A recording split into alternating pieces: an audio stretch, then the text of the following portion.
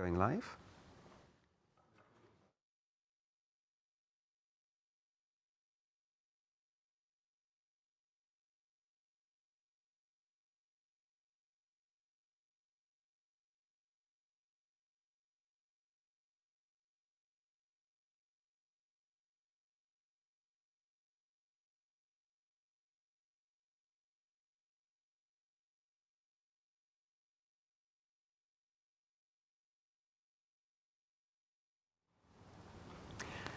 Good morning, everyone. Welcome to this ESPON event on climate-neutral territories.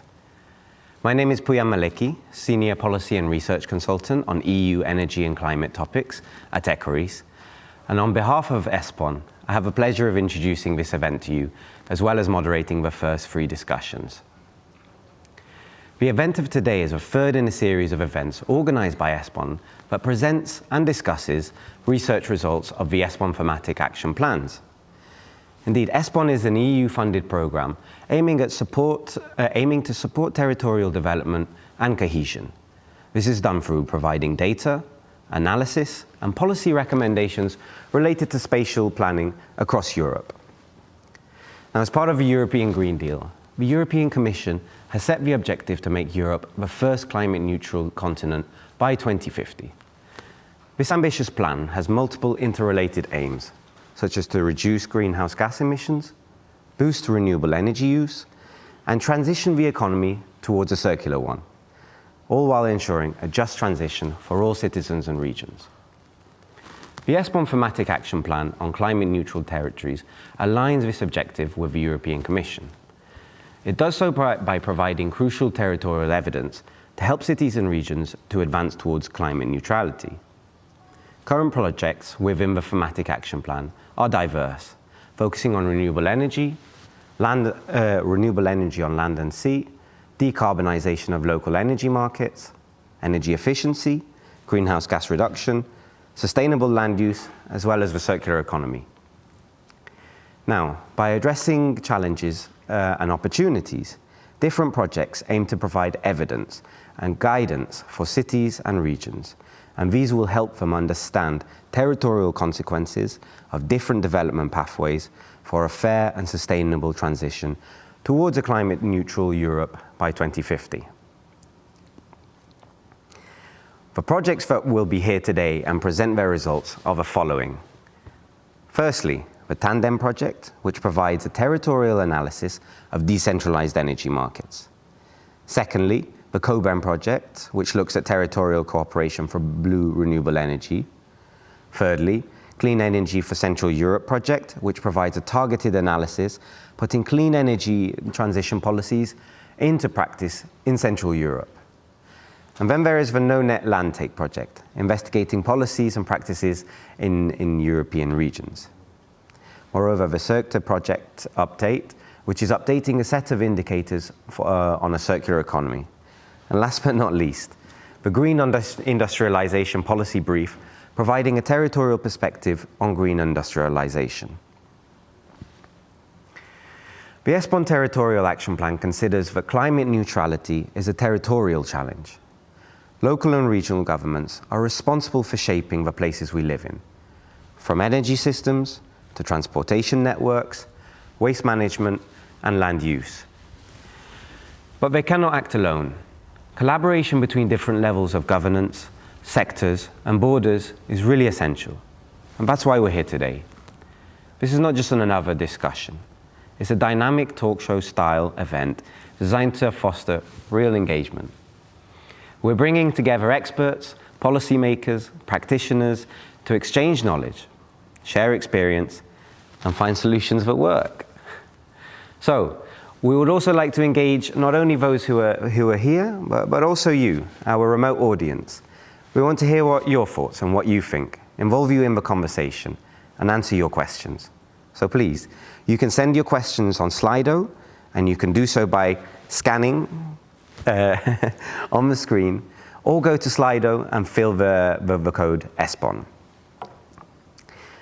So our discussions today are structured around 5 main sessions. Within the thematic action plan for climate neutral territories, ESPON have initiated 3 projects around the energy transition with a slightly different focus. Now, the first is on localized energy markets, the second is on blue renewable energy, and the third is on regions in Central Europe.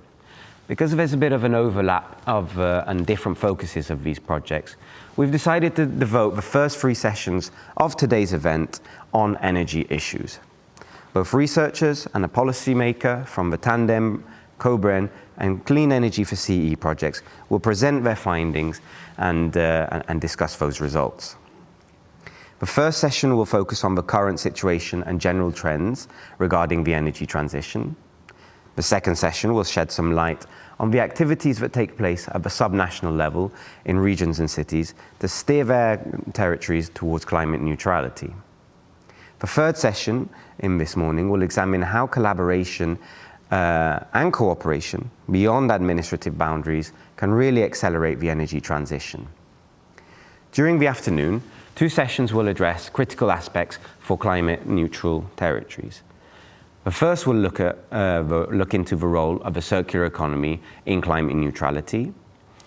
During this, the CERCTA project has developed territorial evidence on the current status of various circular economy practices.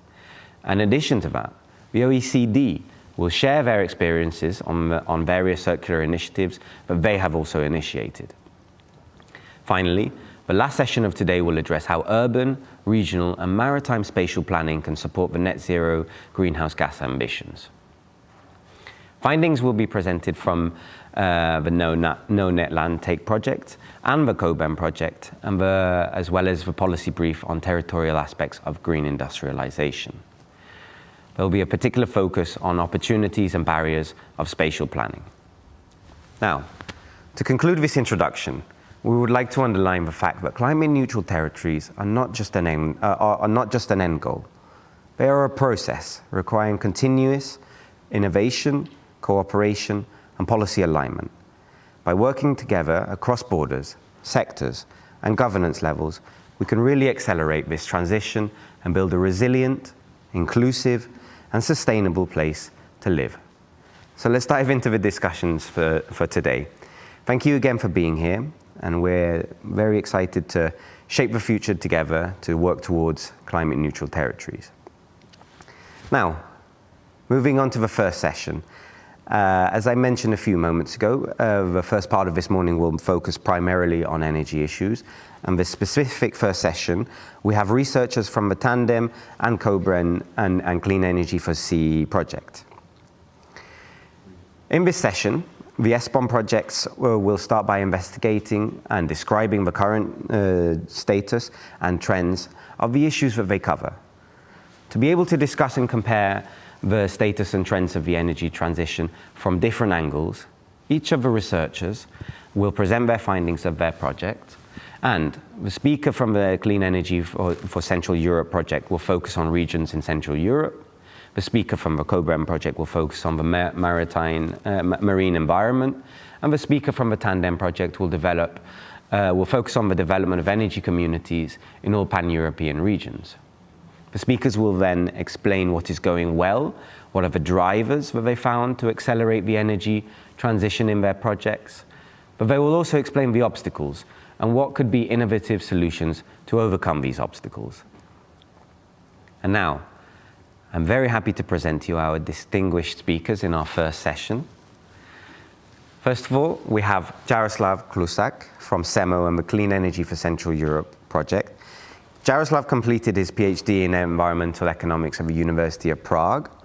Since 2020, he has served as the energy manager of the city of Prague, and Jaroslav is also a member of the Sustainable Energy Board of the Office of the Government of the Czech Republic.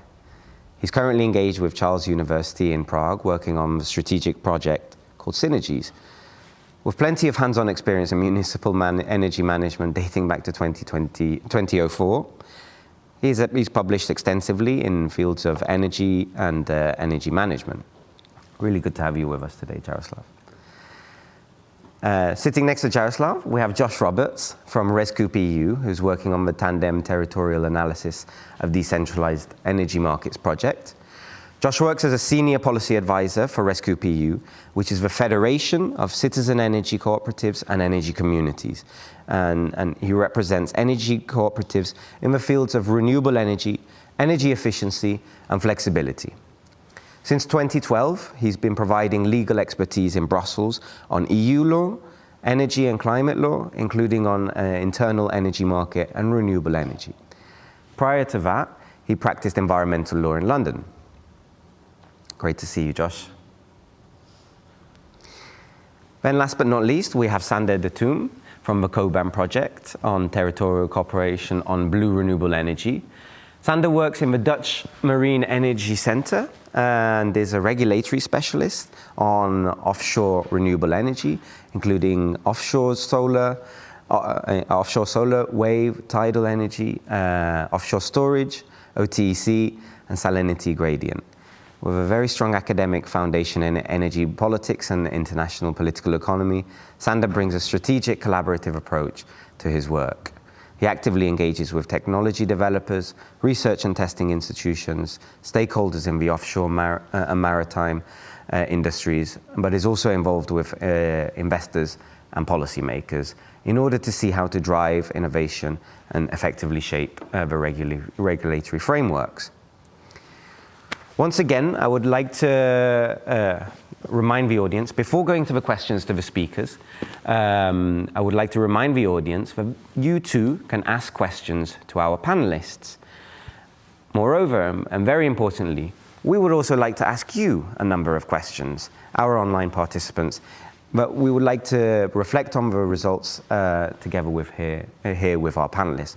So please, log on. You can actually already start reading some of the questions we'll be posing you, and the answers will be reflected on shortly by our panelists.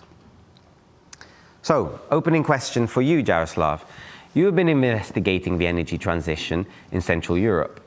From what you've been looking at, can you please tell us the state of play of the implementation of energy transition strategies and action plans at the different levels in Central Europe, and perhaps tell us more precisely the territorial coverage that you've been looking at in your project? So, over to you, Jaroslav. Okay, thank you for the question. Good morning to everyone.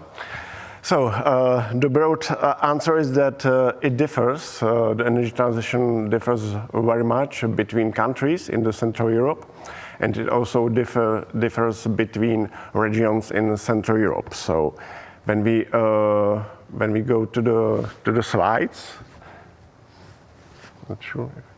The first one is that in this, and it also differs how you evaluate the energy transition. If you evaluate it based on the existence of some strategy documents like energy plans and so on in the local authorities, or you are looking for some progress in energy transition, or you are looking for some concrete data and avoid the concrete data about the energy transition. So as you can see on the slide, there is a chart with some information about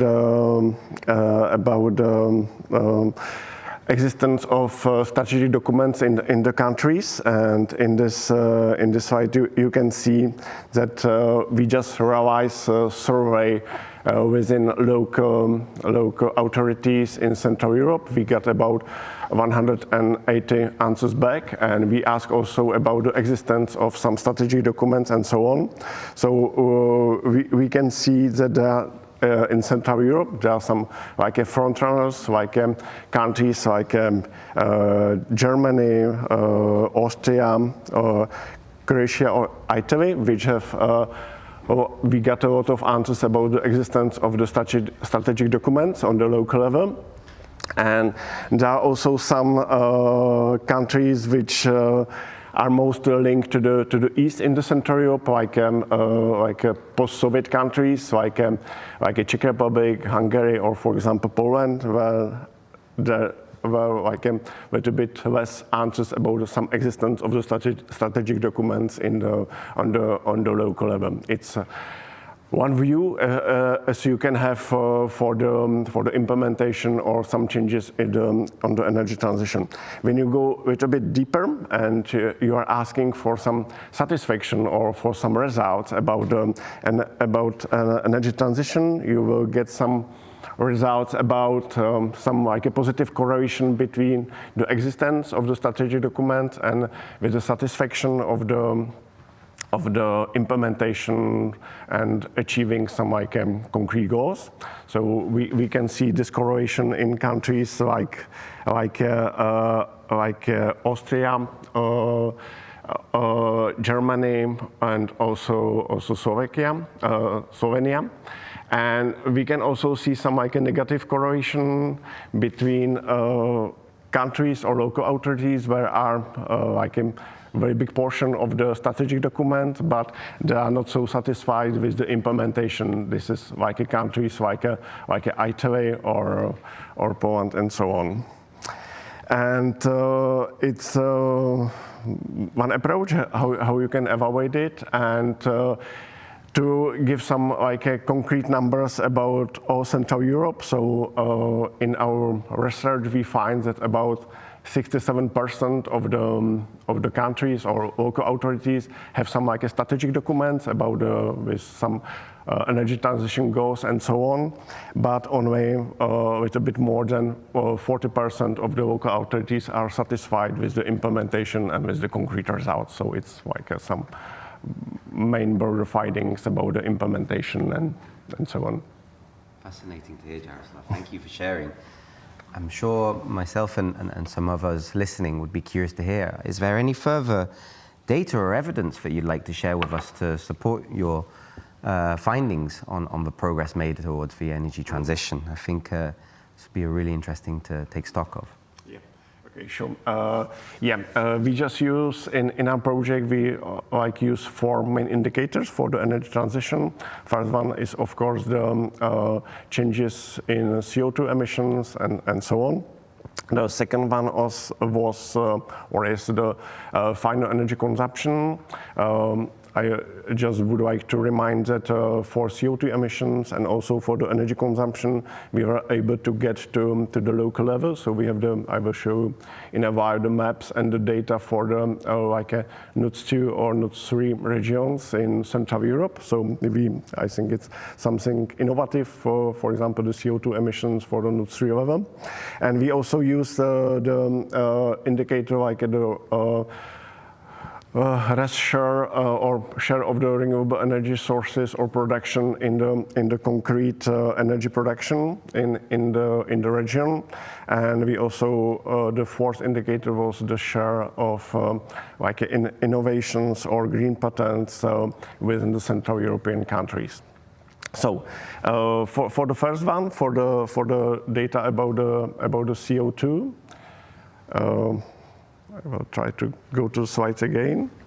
We can see. For the CO2 emission, we had the data for comparison for the 20 years. So we have the data since 2004. I think it's this slide. Yeah, it is this slide. 2004 to 2002 to 2022, and in this. Main results are that we can see some significant decrease in the CO2 emission within this 20 years period in countries like Germany, Austria, and also in some regions in Italy, for example, for the Veneto region. And we can also see some significant increase in again, in the countries like you can see the red one and so on in Poland and also in Croatia or in Italy. And what is also interesting, and I mentioned it in the beginning, that when you see the green line and decrease of CO2 emissions, mostly in Germany, there are also some regions which are like facing the increasing of the CO2 emissions is, for example, the regions near the Karlsruhe, and it's due to commissioning of a coal power plant in this area. And what is really important, and it will be also similar in energy consumption, is the east-west line. So in the countries which are situated to the west of the Central Europe, we can see mostly the positive trend, so the decrease of the CO2 emissions, and with the countries which are to the east from the Central, we can see some increase in CO2 emissions.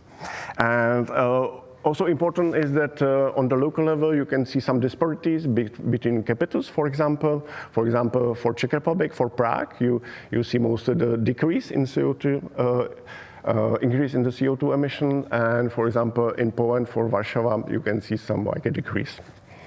And when we go to the last slide, to energy consumption, so in the energy consumption, we can see also in the regions which had a historical high energy consumption, we can see some decrease in energy consumption, and also, as I mentioned, there's some west-east line, so we can see that the regions which are situated to the east, there are some more increase in energy consumption and so on.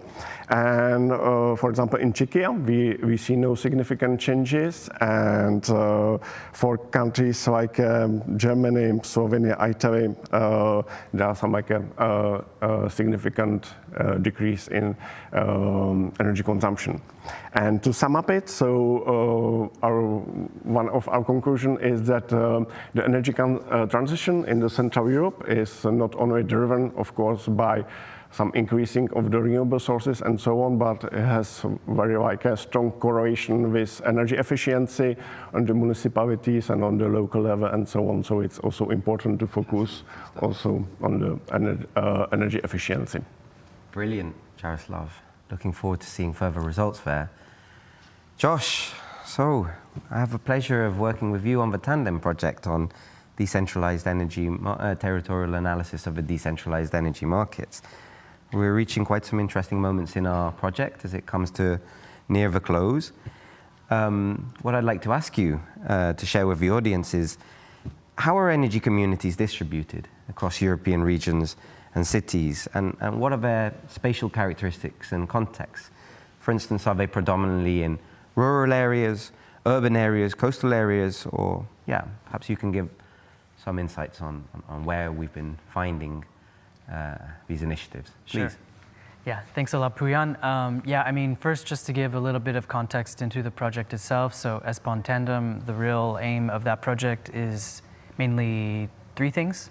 The first is that we have tried to map all of the existing energy community initiatives across Europe, and trying to understand exactly what that is. What is the territorial distribution of these projects?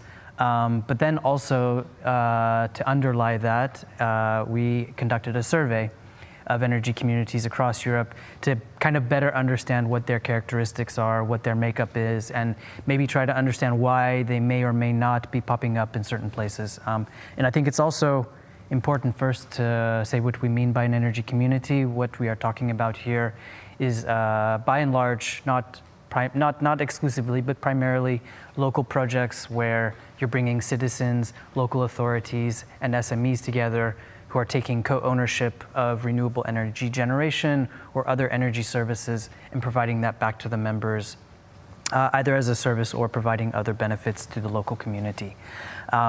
So, I mean, in terms of what we've been able to come up with, and I can show you a map here. That's not it. Let's see here. There we go. All right, that is the map that we have. Just one qualification, so this is not a finalized map.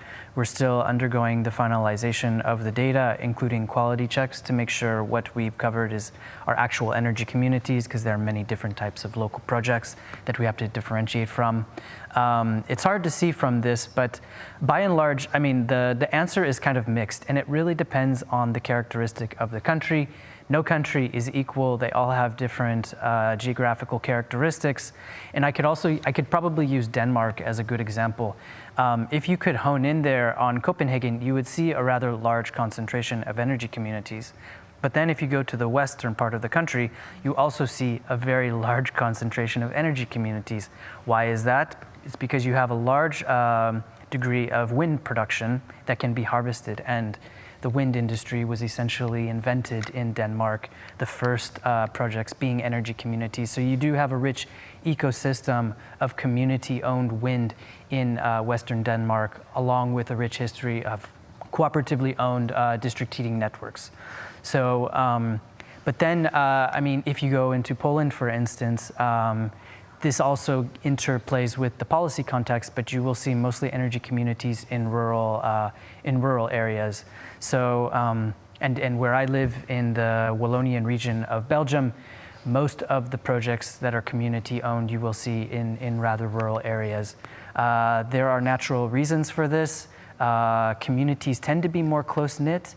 There is more production potential in rural areas. And in Brussels, for instance, there's not a lot of production potential. You have an airport nearby. There are natural characteristics that kind of prevent this. So, I mean, that's just to give you a general overview of how they're distributed throughout Europe. Very good. Thank you very much, Josh. So energy communities, there's been quite some legislation on the European level to try to promote the uptake of them over recent years. And there's also been quite a lot of political attention to the topic. But there are quite some barriers to their development still, right? Maybe you can describe to our audience what are the main issues and obstacles that they're facing to really reach their full potential. Is it their spatial characteristics? Is it the contextual considerations? Is it legal, financial? Well, perhaps you can let us know what are the key sticking points for initiatives to get off the ground. I'll start with the spatial and contextual characteristics. I mean, by and large, one of the biggest and most general trends that we see is that energy communities generally tend to be found in Western Europe, and they're only starting to emerge in Eastern Europe. A lot of this has to do with how cooperatives are perceived in Western and particularly in Northern Europe. You do have a more rich history of cooperativism, and that is creeping in Central and Eastern Europe, but it's still a bit of a touchy subject. You can look at disposable income levels. That also has some historical relevance to the development of these types of initiatives. And so there are certainly societal issues here at play. However, I would say these are being overtaken by policy. I mentioned the rural versus urban distinction in Poland, for instance. One of the main reasons why you won't find an energy community in an urban area in Poland is because the policy doesn't allow it. It largely requires energy communities to be set up in rural areas, and it kind of prevents certain sectors of society from doing this. You contrast that with France. One of the interesting characteristics of this as a legal concept is that a renewable energy community needs to be defined by its geographical proximity. So it's really intended to get people that are living in the area to be able to invest in the project. In France, if you live in a rural area, this geographical proximity is actually expanded because you need a broader base for people to invest in a project. Whereas in another country like Croatia, the concept is really limited to the district level. So the amount of people that you can actually get investing into the project is quite limited. So, I mean, these are just a sample size of the characteristics. A lot of it has to do with the engagement from local municipalities. That's one thing that we found also from our survey, is that when you have local partners at the local level, mostly the municipality or other organizations, and also just renewable energy development generally, that requires a good governance framework. It requires certainty from investors, and other things like this, a sound regulatory framework that you can navigate. This is also quite hard for energy communities. So system operators, this is probably a term that most viewers won't even understand. Local communities will find that hard as well. So the amount of engagement that the local actors have with the citizens is also going to determine how well these initiatives arise. Very insightful, Josh. Thanks very much for sharing these. Now over to you, Sander. You've been investigating offshore renewable energy resources, meaning ocean energy derived from wind, power of currents, tides, and waves. How can the overall capacity and perhaps also the efficiency of offshore renewable energy resources be improved while identifying and taking into account potentially conflicting interests? Yeah, it's not a simple question, to be honest. I think, first of all, it's very important to say that offshore renewable energy will be driving force in the entire energy transition. Not the only one, but definitely play a key role in it. And for our project, the ESPON project, together with Wageningen University and Deloitte, we looked at exactly this dilemma. And we took stock of what has already been undertaken. And there has been quite some projects, some cross-border, some sea basin projects, where they looked into the spatial claim of offshore renewable energy, how that fits with other uses. But looking at pan-European, like the entire EU, but also the overseas territories, that's an enterprise that hasn't been undertaken enough. This project, fortunately, gave us the opportunity to do so. And we, of course, took a lot of these lessons at a more local level and see how they applied. Were they best practices indeed, or how do they compare? And what can be done for a level playing field, and what is actually, what are some of the opportunities for the future? So, first of all, well, you mentioned the different types of offshore renewable energy. I think it's good to take a second to explain that as well, because offshore wind is maybe the most mature industry here. Fixed bottom wind, so that's actually a monopile in the sea bottom. But you also have other varieties. Floating wind is growing quite rapidly recently. But floating offshore solar, which can even be placed within an offshore wind park, is developing their first projects.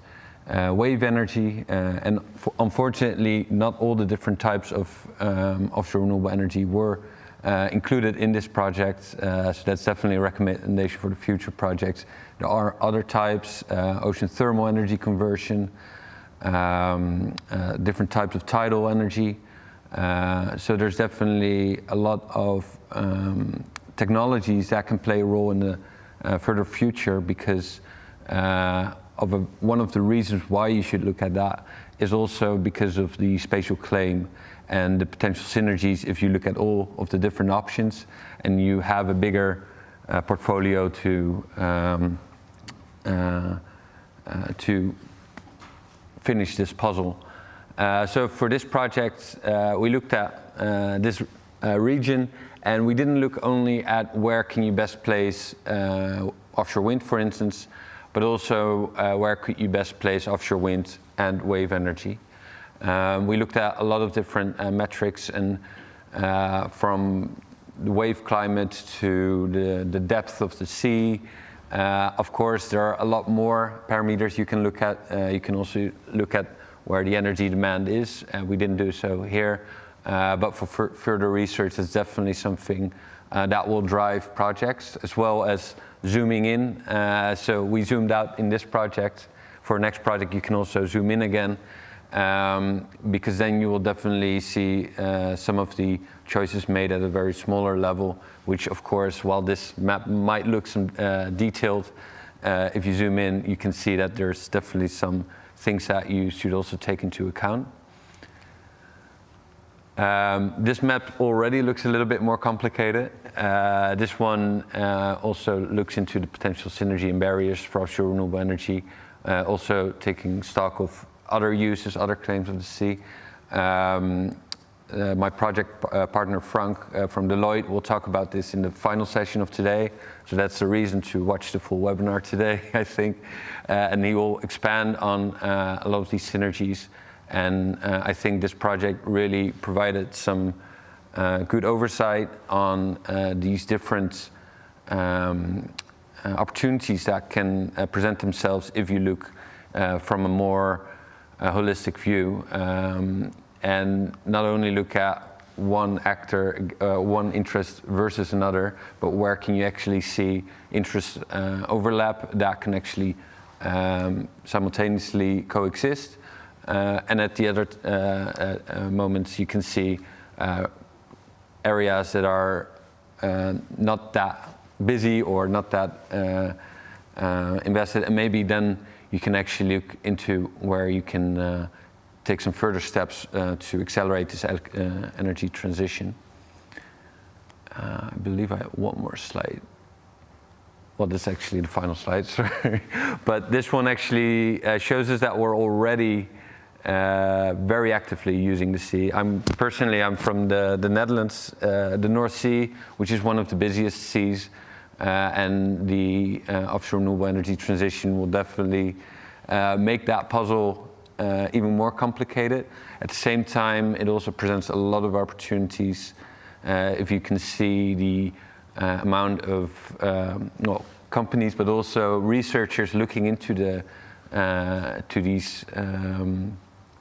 this area, and not only looking into the more mature industries such as offshore wind, but also looking into a vision further along, because the targets that we've set ourselves, not only at national level, but also at the EU, are not only for 2025 or 2030, but also for 2050. And at that moment, you also need to understand that we don't go through the energy transition once. It's a process, like you referred to in the very beginning. So we have to potentially make this puzzle for the rest of our life.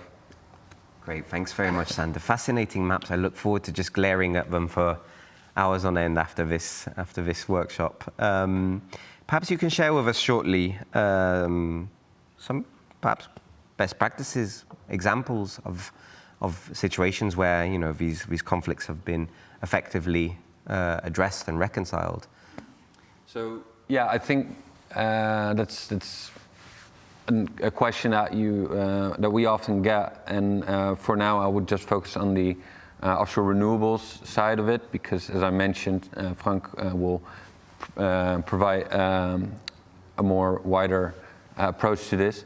But you can also already see some case studies where, for instance, wave energy is simultaneously integrated with offshore wind. In Portugal, for instance, where you can see that the waves arrive 7 hours after the wind. So you've got a complementary energy profile. In Belgium and the Netherlands, there are some first pilots with offshore solar, integrating that with offshore winds. And you again see this complementarity, not only on a daily basis, but also on a seasonal basis, because in the winter there's more wind, and in the summer there's more sun. Apart from these physical projects, I think it's also interesting to note that the national targets, while there is an ocean energy target at EU level and national level, there are only a few countries that have set targets for offshore renewables other than offshore wind. And even at floating wind, there are also some small, well, not small, but some targets. However, a lot of countries try to approach it more technology agnostic. The question does arise whether that's always the best scenario, or whether you should actually look into what the potential synergies are for your sea basin and proactively support that. Brilliant stuff, Sander. Thanks very much. So, conflicting interests. We've heard the perspective from the offshore renewables project. What's been going on in terms of addressing conflicts, resolving conflicts within the projects of yours, Jaroslav and Josh? Josh, perhaps we can start with you. What types of conflicts are energy communities coming across And how well equipped are energy communities to reconcile interests? Yeah, so I think the main two that really come to mind are just public acceptance generally. NIMBYism, do I want a wind turbine in my backyard? Maybe it's messing up my view. That's kind of the first impact. And we've seen this both onshore and offshore. But then the other is the environmental concern. A lot of people are concerned about the environment, not just climate change. They're also interested in birds and wildlife and whatnot. So I think this does create a complex picture. One third maybe aggravating factor is the fact that a lot of these renewable developments are coming in and the people that live there have very little opportunity to participate in the process. One of the bridges that energy communities provide is allowing local communities to actually take back agency in that decision-making process, not just in being able to have a say in how the project is designed, but ultimately, money is being made from all of these projects. That's no secret. If the community owns the project, though, they have that money, and that is a pot of money that they can maintain in the local economy. It works for them. It stays. It's part of this like local circular economy. So you get people on board with that vision, and their mentality around the project really changes. And I can just use an example of Middelgrunden. It's a project, a very old project actually, in the city of Copenhagen. It was one of the first offshore wind projects. There was a lot of polarization around this. People living next to the seaside saying, "Oh, my view of the sea is now tarnished." They just had to repower it, and they made it a political priority to do so because that project has become so important to the local community. It's almost like their Eiffel Tower because they own it, and it gives them a sense of local pride. So I think that is just kind of an example of what a community-driven renewable energy project can really do with these types of conflicting interests. But it takes some give and play between commercial developers, the local authorities, and the citizens themselves. Very interesting to hear energy communities, are being used as an effective vehicle to address public acceptance concerns, which are, of course, major obstacle for all types of energy transition projects. Jaroslav, has your project been looking much at these conflicting interests? And if so, what have you come across in Central Europe? Okay, we find some conflicts when we were mapping on the local in the Central Europe, like the energy transition. So we didn't go deeper in concrete actions like energy communities and so on. But we see a lot of disparities between the national targets, regional targets, and local targets for the energy transition. So that there were not a good connection between, for example, national and regional targets in some countries. That there are some countries, for example, like Poland and also Czech Republic, which set up some national goals, which were mostly based on some EU goals and so on. But these goals didn't split into concrete regions, and there were not the support for this region to fulfill and to help the national authorities to take care or to fulfill these targets. And we also see these conflicts on the local level that, for example, where there's some regional energy strategy in a concrete country, so it didn't split up again to the local authorities and so on. And we also saw some funny stories, for example, there were some regions in, for example, Czech Republic, where it's a big potential on the local level for the geothermal energy and so on, but this goal of the using of geothermal energy and so on wasn't set up in the regional strategies and so on. So it was mostly the conflict, and also the conflict with the data, or the lack of data for evaluate the implementation on the local level. Very interesting to hear. Thank you, Jaroslav. So, we've heard some very interesting insights from our panelists, but now it's really important for us to also hear from you. So, we'd like to invite you once again to Slido. We see that many of you have already connected, so perhaps we can share again the QR code, and in doing so, we can actually go to the results. There's still time to vote, so the very first question we'd like to put forward to you should be a relatively simple one for you all to answer, but we want to get a good feel of your sense on this.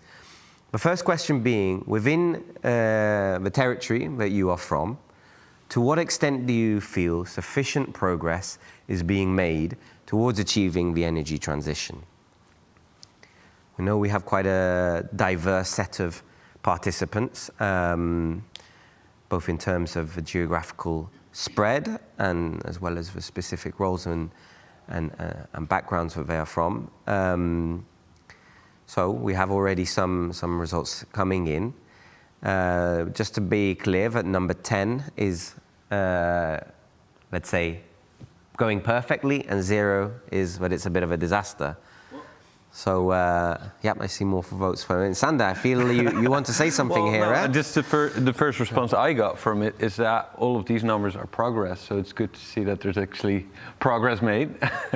Absolutely. No, but I can definitely imagine that this is a question that maybe changes from month to month, because personally, when I look at the news, once I see very good news, and the other moments I see definitely some challenges popping up, even in the offshore renewable energy transition, which is a transition with very long lead times and a long-term vision that you need, that you still see that day-to-day decisions impact it. Very interesting statement. Yeah. Anything above 1 is progress. Would you agree, Josh and Jaroslav, with this? Yeah, maybe my idea is that it go in hand with our findings, because in our sample of local authorities, we found that about 42, I think, % was satisfied with the energy transition. So we are here somewhere in the middle. So it go in lines also with our result or with our figures. So, Josh, what are your thoughts on this? And also, what are your thoughts with this denseness between the numbers 4 and 5? We have double digits in terms of voters, and is it coincidence or is it understandable that everyone's lurking around it's going okay? Yeah, to me this begs a couple more questions maybe, and it seems like the respondents are sitting on the fence a little bit. And if I have to take anything from this, it's that there is a general, what I would like to know is what is the support for the energy transition. My guess is that it is fairly positive, but that the respondents are potentially frustrated with how the process is going. I would certainly put myself in that camp as well. It is a very nuanced question. Maybe it's going too fast, maybe it's going too slow. I think that requires a little bit of digging into, but yeah, that's about as far as I could go, I think, with that one. Okay, so going on to the next question, which would require a little bit more proactive thinking from our participants, which we very much look forward to taking stock of. So the question is, what is the main barrier in your territory for achieving the energy transition? We've discussed quite some barriers amongst the presentations and discourses of our speakers, but we're particularly keen to hear, what the rest of the online audience think. Perhaps, Sander, we can start again with you, where we have already quite a number of inputs in the word cloud. Just briefly from my own experience, I definitely recognize this. Just from the Netherlands, for instance, the law legislating offshore wind is called the Offshore Wind Law, and at the moment, feeding in offshore solar or wave energy would not be supported by that legal framework in a large scale. So definitely legislation trying to keep up with the rapid pace of the energy transition will be a challenge for the next couple of years. What do you think, Josh? Yeah, for me, this is much easier to answer. I agree with legislation, although I would add a qualification, implementation of legislation. And I think it's closely followed by money. I mean, not necessarily the existence of money, but necessarily the prioritization of money. And I give energy communities specifically as an example. We've had EU legislation on energy communities since 2019, member states, many of them have legislation on energy communities because of their requirement to put that EU legislation into their national legislation. But by and large, most of this legislation is not being implemented or is not being implemented properly. So in that sense, I think that is kind of, it's almost putting our money where our mouth is and actually doing what is required. With money, I mean, EU, especially when it comes to public funding, there's a number of public funding for everything, and at the EU level, there's a bunch that's going to member states that's being put towards energy. But what we've also found is that this is often inaccessible for actors like energy communities. So I think that also identifies a gap in how either from the financial institution side, whether they understand what's going on and they're comfortable in investing in it, or on the other side, whether the barriers towards accessing that money is too stringent. Thanks, Josh. How about yourself, Jaroslav? Maybe just a quick comment. For me, or for the situation of the Central Europe, maybe except countries like Austria or Germany, I prefer that, from my point of view, it's mostly like the political will or the political commitment, because it's still, in the Central European countries, it's still not the topic which can secure the politicians what votes, like the green energy and energy transition and so on. And if there are some like good projects and so on on the local authorities, we are still struggling from like the political commitment or from some like a political support. There is, for example, in Czech Republic, there is like we have 6,000 municipalities, and there are some like few mayors or vice mayors which are really keen on about the energy transition and green energy and so on. So it's mostly the work of the politician and this gap. Very interesting to hear these differing regional perspectives as well. Now, to go to the third and final question to our audience. What would you consider as the main driver for the energy transition in your territory? So we flip it from barrier to driver. This is perhaps a very important input from your side on how we, projects as well as policymakers and legislators, can take action to effectively overcome barriers. What are your thoughts? What can be a really critical mechanism to bring about the change we need? So perhaps I can start with you this time, Jaroslav. Okay. How do you see the results shaping up? Yeah. For me, it's something like because we mostly work with the municipalities or the local authorities, so it's something like a motivation of the people and the local offices to work on this project, and it's a little bit more connected with the question before, with the political will and so on. So if somebody like the boss of the municipality or the office will be able to motivate the people and to set up like a good condition for the work and for this project, it can work. So it's my point of view. I find two responses there very interesting. Politics and in particular Green parties. So Josh, of course, just over a month ago, we had an event at the European Parliament where all of the major EU political parties showcased their support for energy communities. Of course, it was the European Greens who were the initial supporters, but now we had a broad spread ranging from the left to the EPP. So how do you see the cross-cutting political support as being a really important driver for the energy transition? That's not a word you hear often, cross-cutting political support. I think that has a lot to do with the word here, informational spread, more or less how it is spread. In other words, how are we communicating with each other?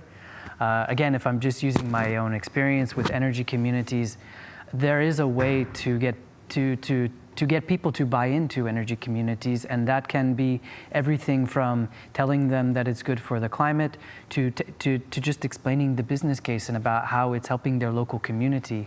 I think there are a lot of different ways to reach people, and I think it's very important to keep this in mind when we are communicating about the energy transition, not just the costs of the energy transition, but also the benefits.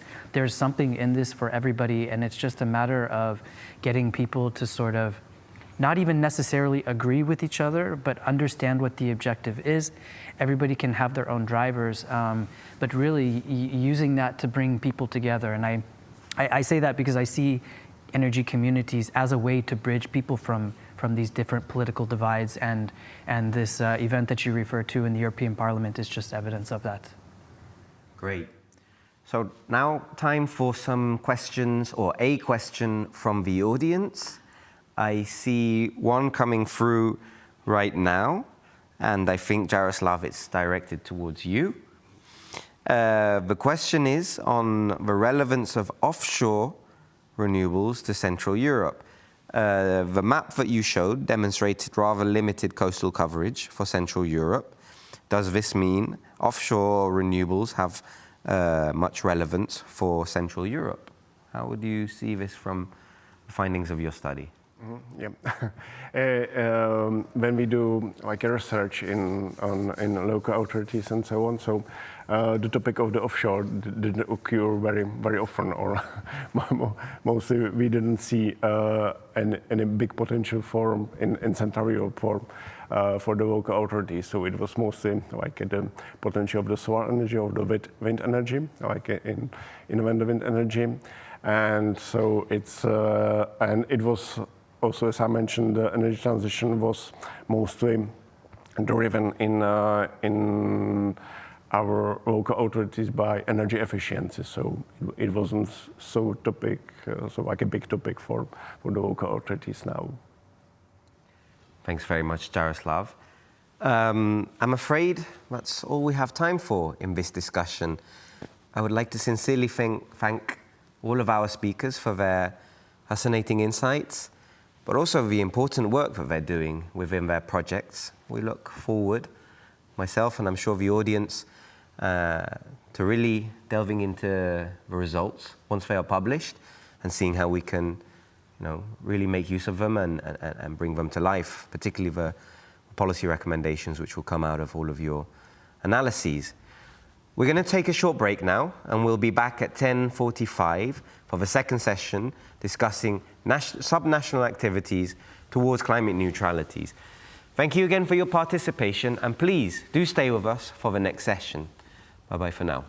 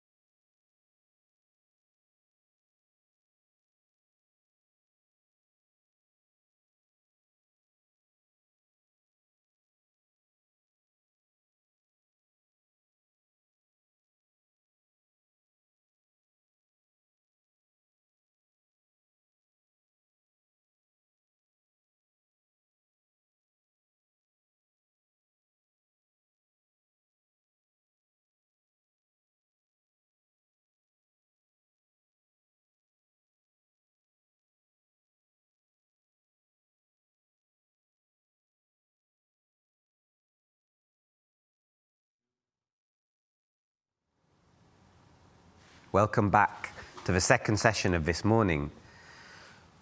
While this session will also focus on energy issues, it will actually now dive deeper into activities which are being carried out at the subnational level. As mentioned before, local and regional governments are responsible for shaping the places that we live in. Energy systems are, of course, one of these elements that shape the places we live in. So in this session, the projects, which include Tandem, Cobren, and the Clean Energy for CE project, will explain some of the findings and provide some practical examples regarding activities at local and regional governments have designed and implemented to work towards climate neutrality. In addition to this, a policymaker from Flanders will also share their experience on how this can be done, and particularly how it can be done in an inclusive and in participatory way. And now I'm very happy to present to you our distinguished speakers for the second session. To start with, we have Frank Holstein from Deloitte, and who works on the Cobren project. Frank is a manager within Deloitte's consulting services, working on EU policy. He's especially involved in projects contributing towards EU policy development, including policy evaluations and studies for ESPON, the European Commission, the European Investment Bank, and Eurostat.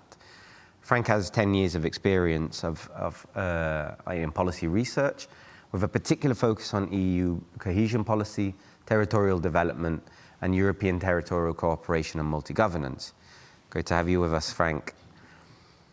Next to Frank, we have Anneloes van Noort from the government of Flanders.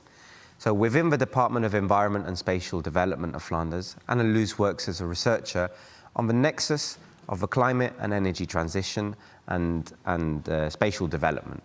She's responsible for the research theme of environment and climate, which is part of a long-term vision 2020-2030 at the department. And on the European level, Anneloes represents Flanders as a monitoring committee member for the ESPON program, and she also acts as a Flemish project coordinator for driving urban transition partnerships as Flemish expert for EU City Mission. Very nice to have you with us, Anneloes. Here to my right, we have Teresa McLowan Vanova from SEMO, which is working on the Clean Energy for CE project. Teresa is a project manager with extensive experience in energy policy, innovation, consulting, international and international cooperation. Teresa currently works with the Association of Local Energy Managers, where she leads national and international projects in the energy transition, working on planning and capacity building also. She's been actively involved in major EU-funded initiatives, from Horizon to the LIFE programs, and she previously managed the EIB ELENA project at the Prague Renewable Energy Community. And she also led the technology transfer and energy research for the University Center for Energy Efficiency Buildings. She also serves as a senior analyst at Unico Analytics, supporting clients with technology-driven innovations. Welcome, Teresa.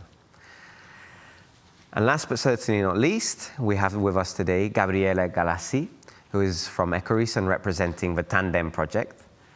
Gabriele is a consultant at Ecoris and holds a master's degree in European governance from the University of Utrecht.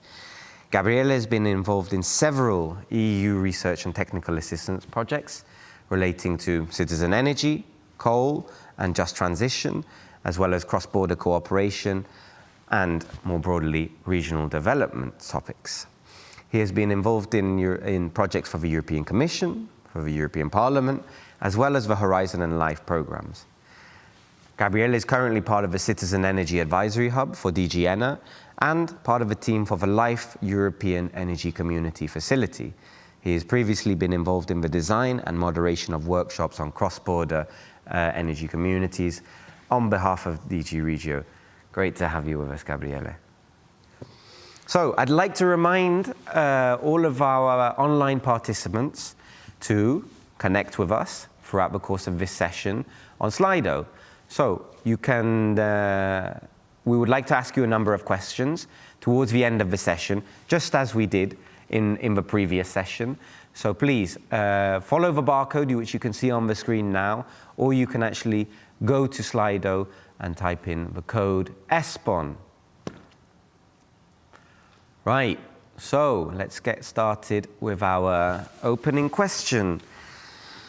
So the first opening question that we have goes to you, Gabriele. So we've heard quite a lot from Josh already on energy communities, their spatial characteristics, their drivers and their barriers. We also heard, of course, what they are. You've been working very extensively on energy communities for the last years, and you wrote your master's thesis, in fact, on the topic. Can you perhaps tell us what are the main policies and public investments that are facilitating energy communities across Europe right now? Certainly. Good morning, everyone. Thanks a lot for the opportunity for being here. And it is a pleasure to represent the ESPON Tandem project in this format. So to start with, the key EU-level policy and legislation that are present supporting energy communities are starting back in 2018 with the Clean Energy for All European package. And the two key directives that were launched back then, the RED II and the IEMD. And basically, to give you a very short summary about it, the two directives required member states to set up enabling frameworks to support energy communities in their territories, in their countries. Such enabling frameworks would encompass support schemes such as feed-in tariffs, but also financing and legislative in ways for new stakeholders and actors to participate and form energy communities. Then there's what we call the second generation of legislation with the Fit for 55 package and also the Repower EU, strengthening up the request for member states and the requirement to make these enabling frameworks even more accessible for energy communities. Finally, there's several research instruments that would also allow energy communities to be further uptake in the EU, such as Horizon Europe and the LIFE program. And when it comes down to the public investment aspect from the EU, we do see that within cohesion policy and especially ERDF, several member states have launched a number of funding calls to support the realization of energy communities in the European Union, in the member states. Some of them even go beyond this objective by ensuring that, for example, some energy communities do have inclusiveness as a key aspect within the funding calls, and other member states provide direct support to the establishment, feasibility studies, and legal analysis of the energy communities. Finally, still on the public investment, I would also like to mention that the European Energy Community Facility, which supports energy community in the initial development phase by supporting them in drafting the business plans, providing direct grants to initial energy communities in the EU. And also, it is important to mention the presence of local policies by local municipalities in which energy communities and similar initiatives are included in auction designs for renewable energy projects and installations. Very good. Thanks very much, Gabriele. You mentioned something interesting about social inclusiveness, and I'd like to put my finger a little bit on that. Are there any policy measures existing right now to really increase the degree of inclusiveness, the social inclusiveness of energy communities? And if so, what shape or form do they have? If you can share briefly some thoughts on this. Absolutely, that's a very good question. Thank you, Puyan. that gives me the opportunity also to share the very preliminary results that we have in our ESPON Tandem project. And with that being said, let me also clarify that social inclusiveness is a key objective for energy communities to support citizens and especially vulnerable households to participate and make an action in the overall just and energy transition of the European Union.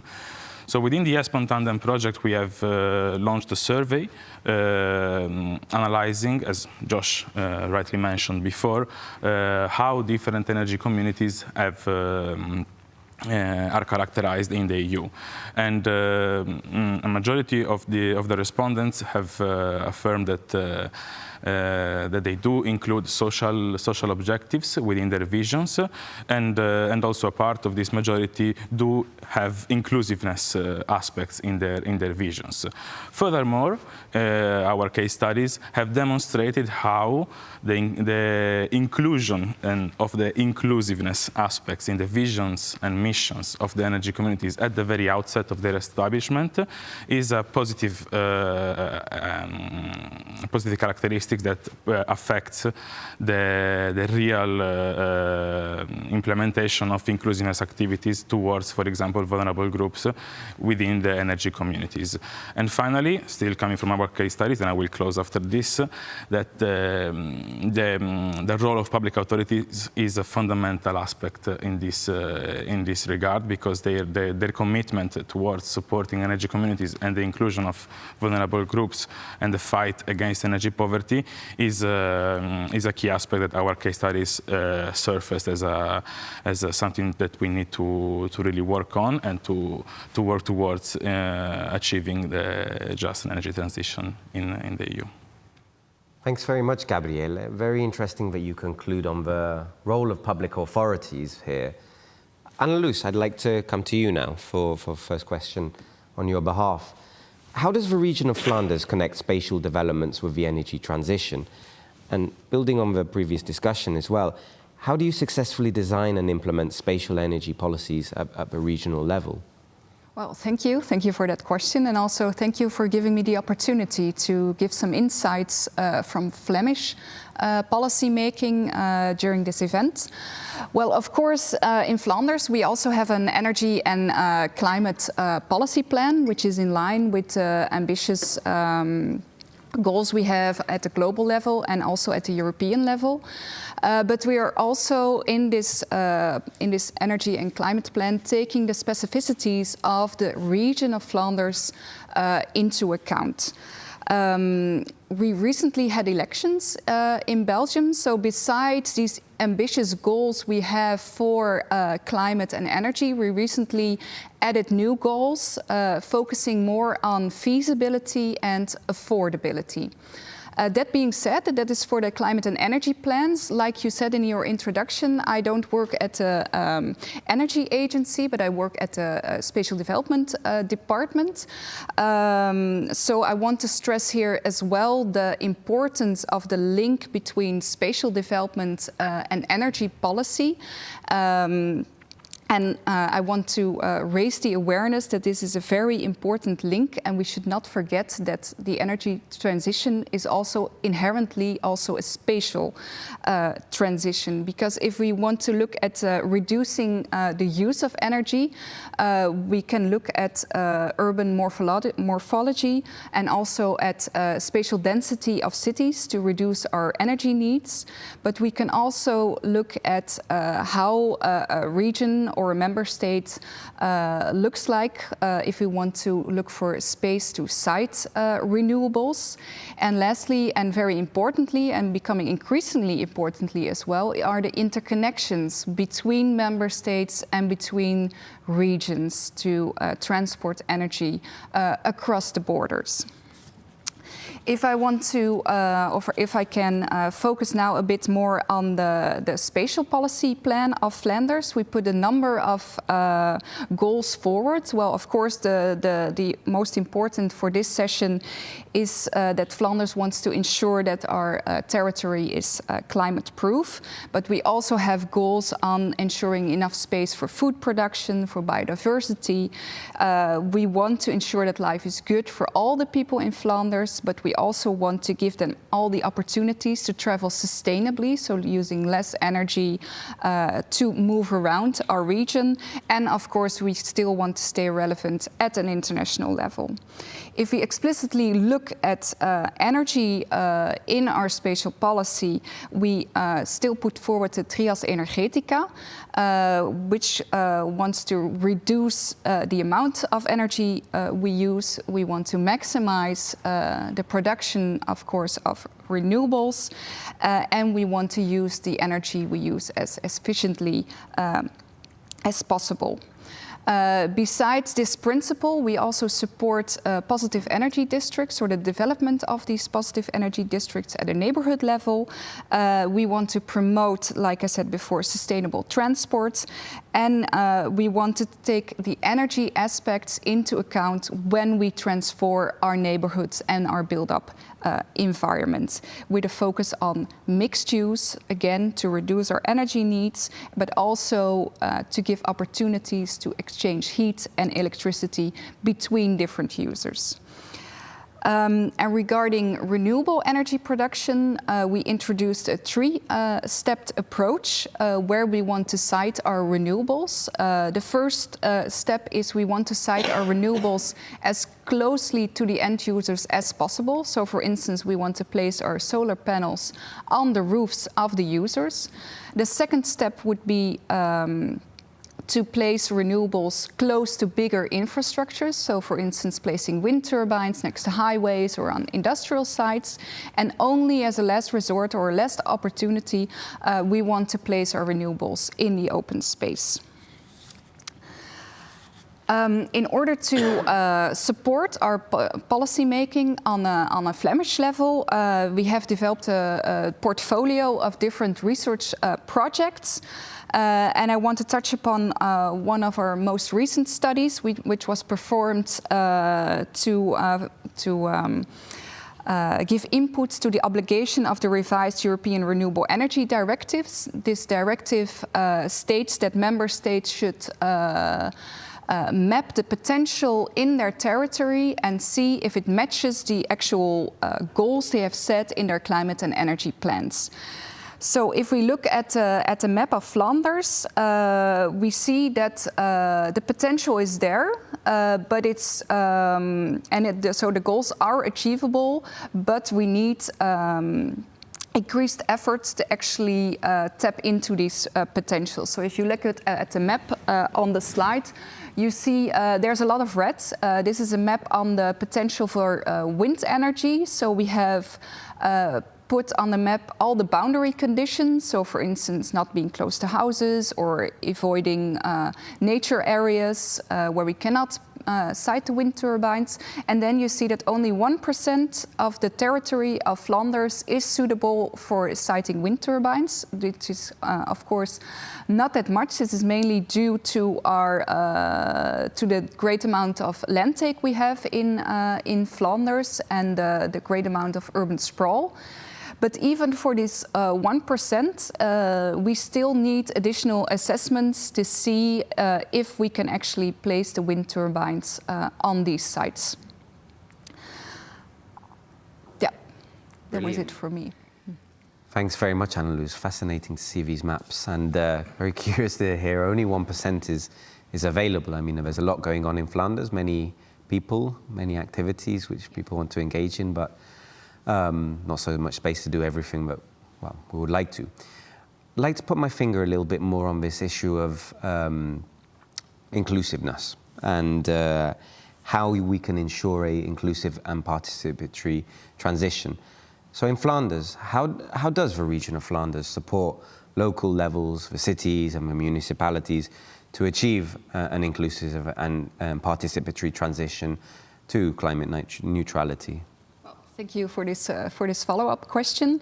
Like I said, we have a broad portfolio of research projects being performed, and I first want to point out one which is on the monitoring of the support among Flemish citizens for the climate transition. One of our goals in our climate and energy plan is to increase the support for, of course, our climate policy. And if we look at our monitoring, we can see within the results that already a significant amount of people show sustainable behavior. But of course, this varies very much according to the type of behavior. So for instance, turning down the heating during winter to 19 degrees has more support than people having a vegan lifestyle, for instance. Moreover, a significant amount of people in Flanders show the intention to shift towards a more sustainable type of behavior. And most importantly, the people also regard sustainable behavior as useful. And this regarding it as useful is a very important internal driver to actually show the behavior as well. Then going towards your question on how we support the local level. So we have this portfolio of research results, which is not only to support our Flemish policy making, but also very much to support the local level. So for instance, we have a trajectory on climate neighborhoods, a whole research, several research projects on climate neighborhoods, and there we have developed several tools to support the local government on how they can actually transform their urban areas into more climate-proof neighborhoods. So we have, for instance, if we show it on the slides, some building blocks which you can use as a local government to actually develop an integrated approach towards a more sustainable neighborhoods. But besides that, we also have some research results giving a handbook to local governments on how they can actually match their ambitious energy and climate targets with a participatory approach, and how they can approach different stakeholders and include them in the whole process. As a last note, I would like to also add we're not only working together with the local level, but like you said in your introduction, we also are very much involved at the European level in knowledge development and knowledge sharing, and I think that's very important to be a part of that as well. So I want to stress the fact that we're part of the city mission on climate neutral and smart cities. We're part of the Driving Urban Transition Partnership, and recently we have joined the Urban Partnership on building decarbonization. That's it for me. Thanks. Fascinating to hear the perspectives of a policymaker, Annelies. It's very good to have you with us on this panel discussion. So, Teresa, we've heard from a policymaker on the regional level in Flanders, in Western Europe.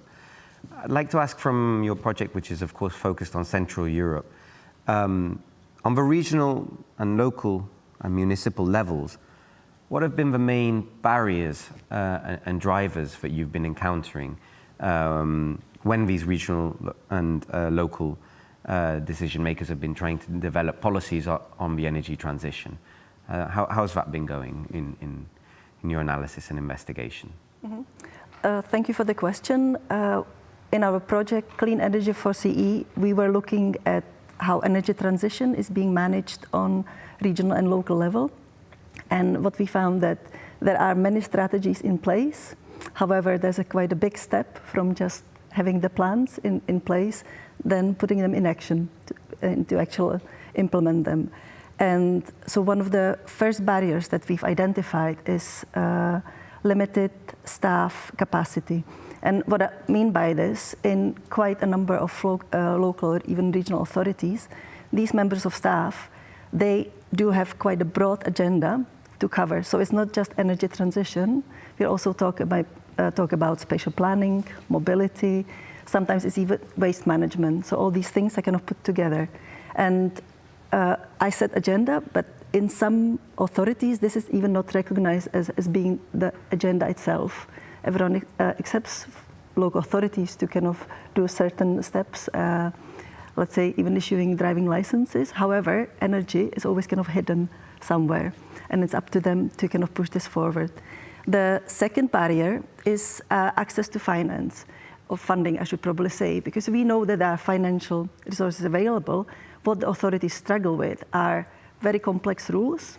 Every program, every subsidy has slightly different conditions. So for them just to even be sure that they are eligible, they follow all the rules, that can be an issue. Then it's the co-financing that could be high for some of the municipal budgets, and it's then about prioritizing what actions will be followed up. And also when it comes to financing, what we've discovered is that most authorities lack some internal resources to cover things needed pre or during the project preparation. So things like feasibility studies, even some legal counsels. So these are things that are not covered by the subsidies, but they need to be done. They're part of the application process or kind of then applying for the funding. And in the last group, I would put together the regulatory and institutional barriers. I think my speakers mentioned already, it's sometimes to do with the obsolete planning permissions. Sometimes there is a bit unclear at different levels where the responsibilities are from terms of governance, whether it is for the regional or for the local level, what's to be done. And last but not least, as we have new emerging technologies or innovation, and for example, battery storages or energy communities, this is something we don't have a clear framework yet. And that's why these authorities sometimes struggle how to proceed with these actions. Thanks, Teresa. You've very well spelled out the struggles and the barriers that they're facing. In terms of overcoming them, what types of support from the interactions that you've been having during your project with the different stakeholders and the research that you've collected, what types of support are required to really help them overcome these barriers? And yeah, what range do they have? Is it from financial to administrative, or is it legislative? I mean, where do you sense is really the crucial areas to be supporting the local and regional actors to overcome these barriers? Mm-hmm. Well, here comes the kind of interesting point of observation. But I think for many of us working in the field, it won't be a surprise because it's almost similar to the barriers. So the drivers, again, is the finance. So financial incentives are really important. Without them, these things would not have been done. When it comes to financing, I would stress out, I think it'd be really important to actually have funded, dedicated positions for energy transition on the local level. So to have the post funded. We've seen it in some countries, for example, Germany. So I think it's especially for the mid-sized and larger municipalities. But this is really important. So you have a dedicated person in the office doing the job. Second thing would probably be, again, we come to the local political leadership. I know it's been mentioned before, but that's really something that we've witnessed that drives the transition as it is and contributes to things getting done and not just being left in the background for the topic to become part of the agenda. Another thing is, and Anneluz mentioned as well, I think it's the citizen engagement. It's like in any kind of areas of work, you kind of need to have this, it's good to have the public engagement prior to the projects being implemented, because that way you kind of buy the public buy-in, and it makes it easier for you to do these things. And I would also maybe, when it comes to financing, I think especially small and mid-sized municipalities, they would really benefit from having simplified access to finance. Also support for maybe small-scale projects would be beneficial to them, and that would kind of fill in the gaps. We've seen in some regions that what turn out to be beneficial, successful, are those so kind of mobile expert groups, or we've seen shared energy managers. So because not every local authority can afford to have a full-time position, so maybe pulling the resources together could be helpful for actors in the area. And then I think what is also important and we can see it here, that's why we're here today. It's the participation in international networks, because it gives you, gives you a certain benchmark. It shows the authorities where they are. I think it also kind of eases their maybe fears in, are we doing it the right way, but also builds up the confidence. And they can learn from their peers how things are done elsewhere, and they can motivate and inspire each other. So that's definitely something I would recommend. Very interesting, Teresa. Thanks. Yes, I think quite some open discussions to be had with the colleagues on some of the drivers and barriers that you've just been mentioning. Perhaps first, before we do open up the discussion, we go over to you, Frank. So I'd be particularly curious to know, in sea use conflicts, these are very often big means of hampering offshore renewable energy development. What good practices did you find regarding the resolution of sea use conflicts in your project? Thank you, Pujan, for the question, and thanks for having the opportunity to talk here about the Cobram project. So maybe just to give a bit of perspective before I talk about how to overcome certain barriers about offshore renewable energy. If we think about offshore renewable energy, like today, we have about 37 gigawatts of offshore renewable energy out there on European seas. This is mostly wind power, and we have at European level an objective to scale this up to more than 100 gigawatts in 2030 and more than 300 gigawatts in 2050. So from the European perspective, we want to upscale this a lot, which requires a lot of space. And when we stand on the beach, maybe, we think there is a lot of space. But if you look at the map already, there's a lot of things happening at sea. To go back to European objectives, also at European level, there is also the objective to make sure we protect our seas as well. So there is the objective for nature conservation as well. So the European Commission formulated the objective to protect 30% of our European seas, of which 10% is really strict protection. So there are different functions coming together at sea when we talk about offshore renewable energy. And it has to find a place in this different kind of functions. So beyond nature conservation, we also talk about grounds for fishing or military activities, or of course shipping. Most of these kind of functions, there is some interplay with offshore renewable energy. Only for shipping, this is actually a real barrier, where it's like international agreements. When there are clear shipping lanes, we cannot have energy in there. So what you see on the map, the parts which are completely shaded, these are actually the areas with potential for offshore renewable energy. And along the coast, and I made a zoom in of the North Sea region. Along the coast in Norway, you see the stripes already. These are areas with shipping lanes. So here we cannot have any kind of offshore renewable energy. All the other kind of areas which are with the diagonal lines, here we have kind of areas which is either a barrier or an opportunity for synergy together with offshore renewable energy. And I grouped them in three main groups: aquaculture, in this case, nature conservation, and military activities.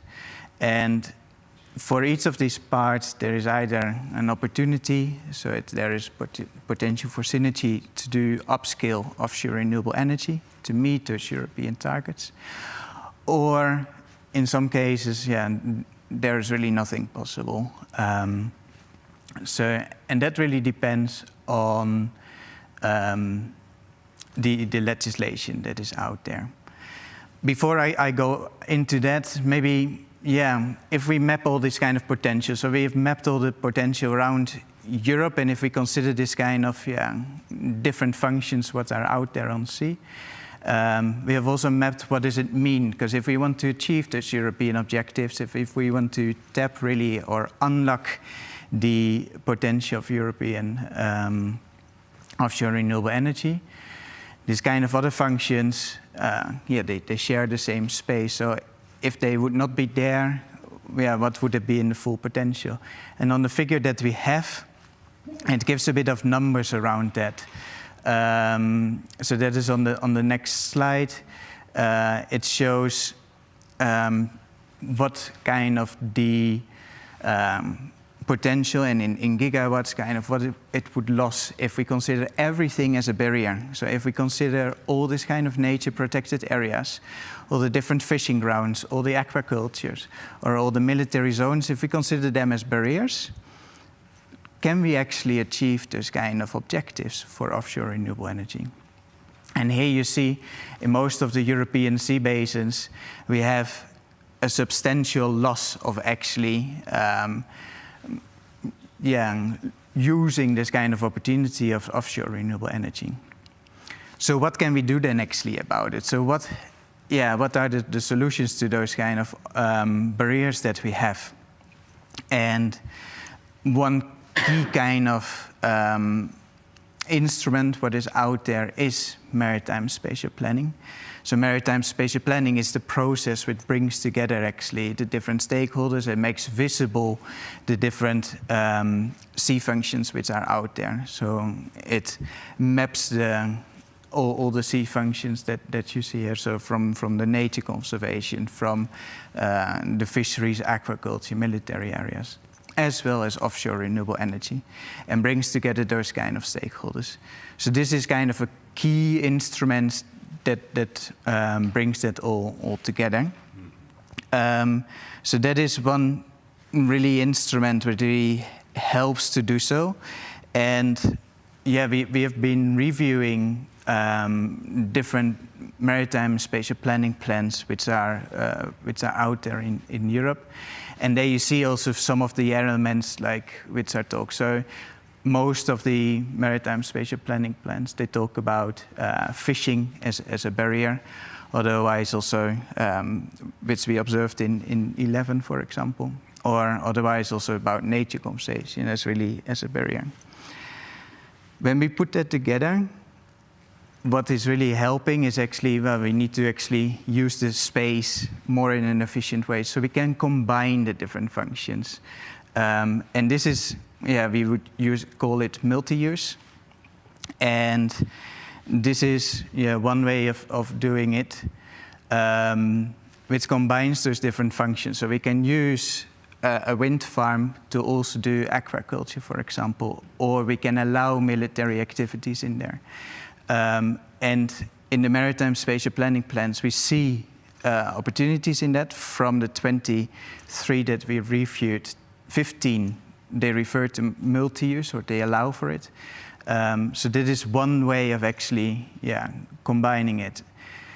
Still we see very little happening there. So there is still friction in that, like, multi-use. If we want to make, use all the opportunities and reach those objectives, multi-use would be an opportunity to do so.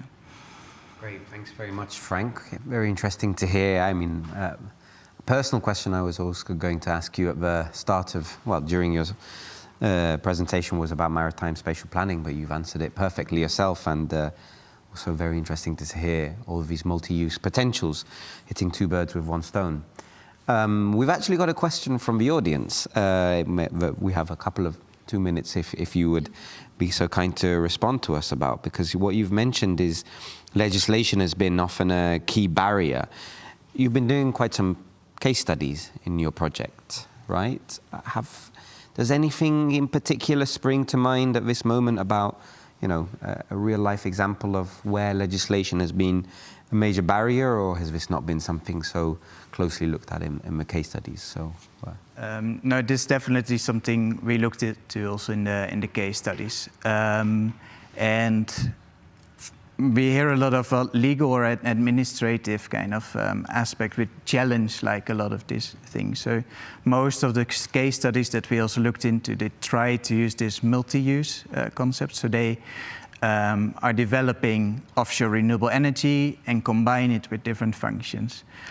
Unfortunately, even though in maritime spatial planning plans, most of the maritime spatial planning plans around Europe, they foresee multi-use, they promote it in the plans, but the legislation and the administrative procedure behind, they are not functioning in most cases. So a lot of the projects that we have looked into, they come a lot across a lot of hurdles to overcome this. So they developing offshore renewable energy.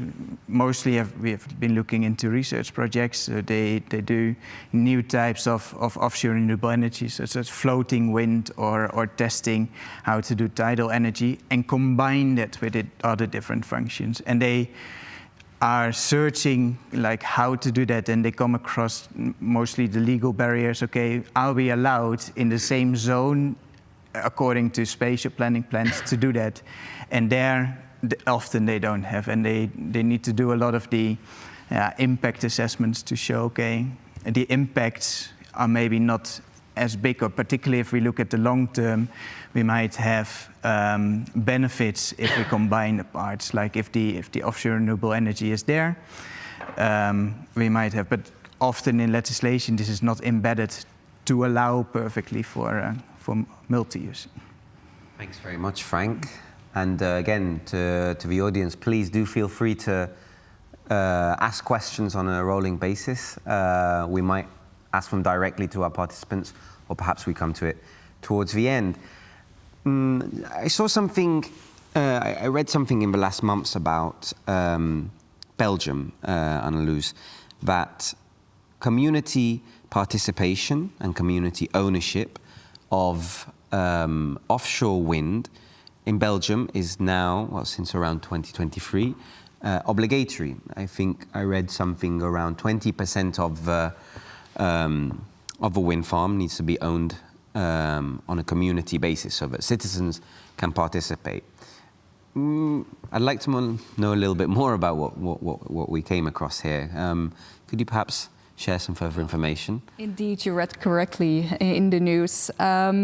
Maybe before I start answering your question, I want to stress the fact that Belgium has quite a small part of sea. So the North Sea, the part of the Belgium North Sea is really small. And coming back to your intervention, indeed, there's a lot of things happening in that small part. And despite the fact that we have such a small part of the North Sea, Belgium is still in the top, in the European top of producing energy from offshore wind. So I think we're doing quite good regarding that. So in the past we had some plots in the North Sea where offshore wind has been developed. We now recently have new plots. And since November last year, there has been a tender in the market to develop one of those newer plots. And indeed, one of the obligations within the tender is that there is citizen participation for the development of that plot for offshore wind energy. Like I said, we recently had elections, but our former minister, our federal minister for energy, was very much convinced about the benefits of citizen participation in offshore wind development. So that's why she added this obligation within the tender. We do not know at the moment what the result will be. The tender will be closed at the end of this year, so it will be quite some time before we know what will actually happen. But yeah, it will be quite interesting to see how the citizens' participation will be part of offshore development. Very interesting innovation that we're seeing in Belgium. I'm sure many in Europe will be following closely. Gabriele, you work quite extensively on the energy community topics. Will we see energy communities being powered by offshore wind, or what are your reflections on the developments that Annelies has shared with us? Certainly, it is an interesting point on the citizen participation and community ownership in offshore wind and more general in renewable energy plants. From our perspective, we do think that public acceptance is certainly strengthened by this type of approaches, and the inclusion of these elements in auctions and tenders favors an increased local buy-in of the renewable energy plants. There are also other examples, not directly related to offshore wind energy in Europe, about the inclusion of mandatory conditions for community ownership of renewable energy plants, especially in Spain. There is a number of between 4 and 5 regions, autonomous communities, that do require the project developers to reserve at least 20% of the project for the local community. So indeed, community ownership and citizen participation looks like one of the good ways to achieve public acceptance, and let's be hopeful about the future as well. Great. Frank, this is also relevant to your project, right? What are your thoughts and reflections? Is this the right way forward? Do you have any concerns? What's your honest reflection on this? Well, I think it's definitely important. So mostly in the case studies, we see very much an emphasis on social acceptance. Also, when you talk about the different C functions, how to make sure that everybody is happening.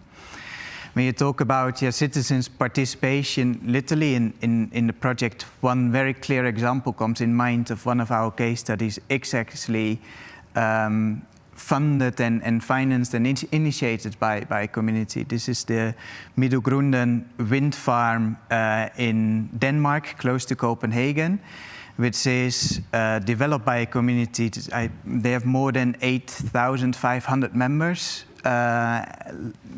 as far as I know at the moment, and they do it together with the utility provider. So the utility provider really helps them in setting up the framework and facilitating them a lot in different aspects, and the community is there to support the full project. So this is actually part which is existing, a park close to Copenhagen. Great. So, time to come back to our dear audience. We would like to ask a number of questions relevant to the discussions and presentations we've just been having. So again, I kindly invite you all to re-engage with us on Slido with the QR code, or of course going to slido.com and then inserting ESPON. We can start with the first question, and a relatively simple one to answer to, we hope. So the question is, what level of decision making is the most appropriate for designing policies for the energy transition? You have 4 options: for national, regional, European, or local levels. I should understand that you can make more than one selection.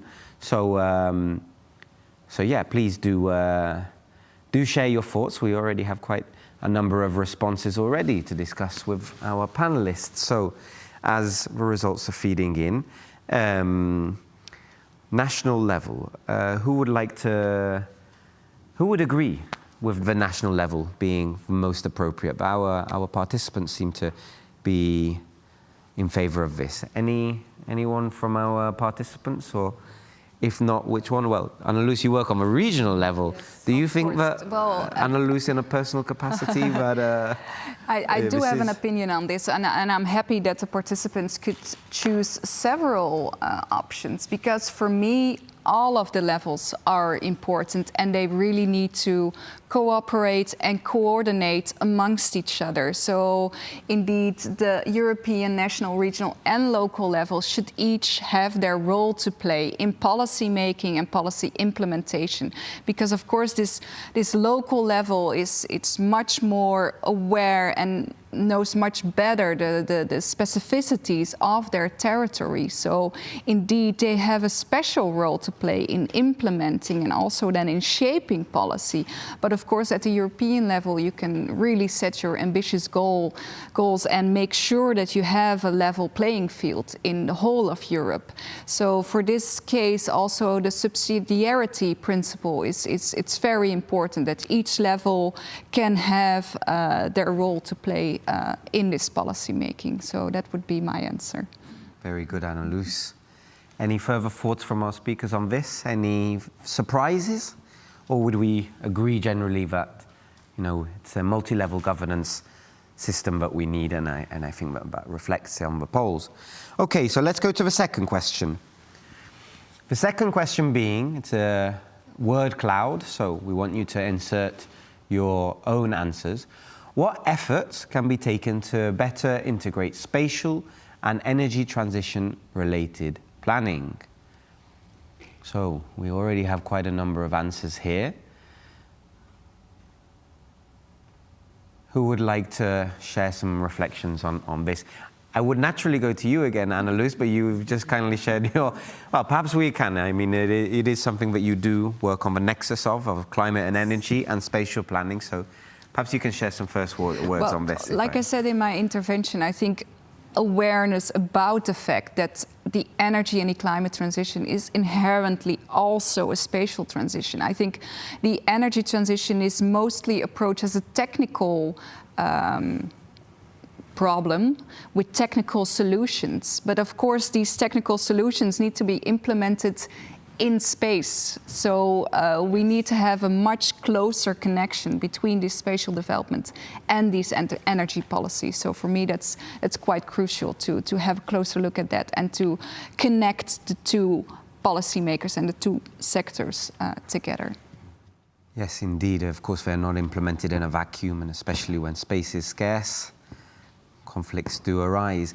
Frank, perhaps to frame this question to you in a way, how could energy transition and maritime spatial planning be better integrated?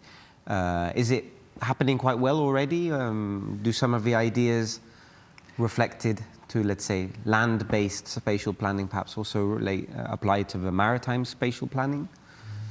From the answers that we got from the audience, two things which really come in my mind, which is the systemic approach, which really takes it all together. Like if we want to do those kind of offshore renewable energy, we have to see it all, always in relation with all the other functions which are out there and bringing all this connection. And not only thinking about what is on sea, but how to bring it on land as well. So not only the energy back, but also the infrastructure to get into sea needs to come there.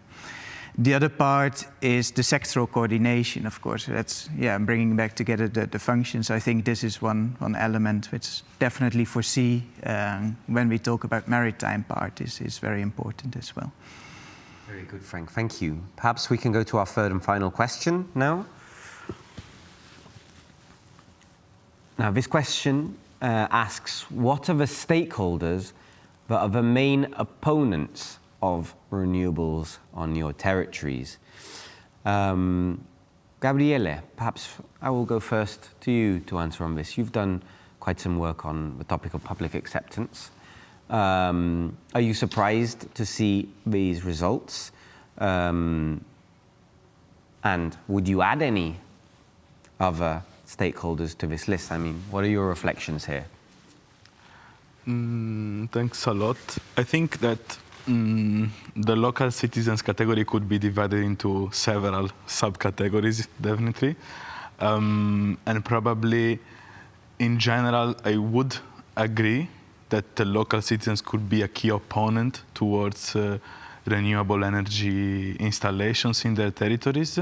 And that's why we need public acceptance, and we need awareness, and we also need citizen participation and local ownership.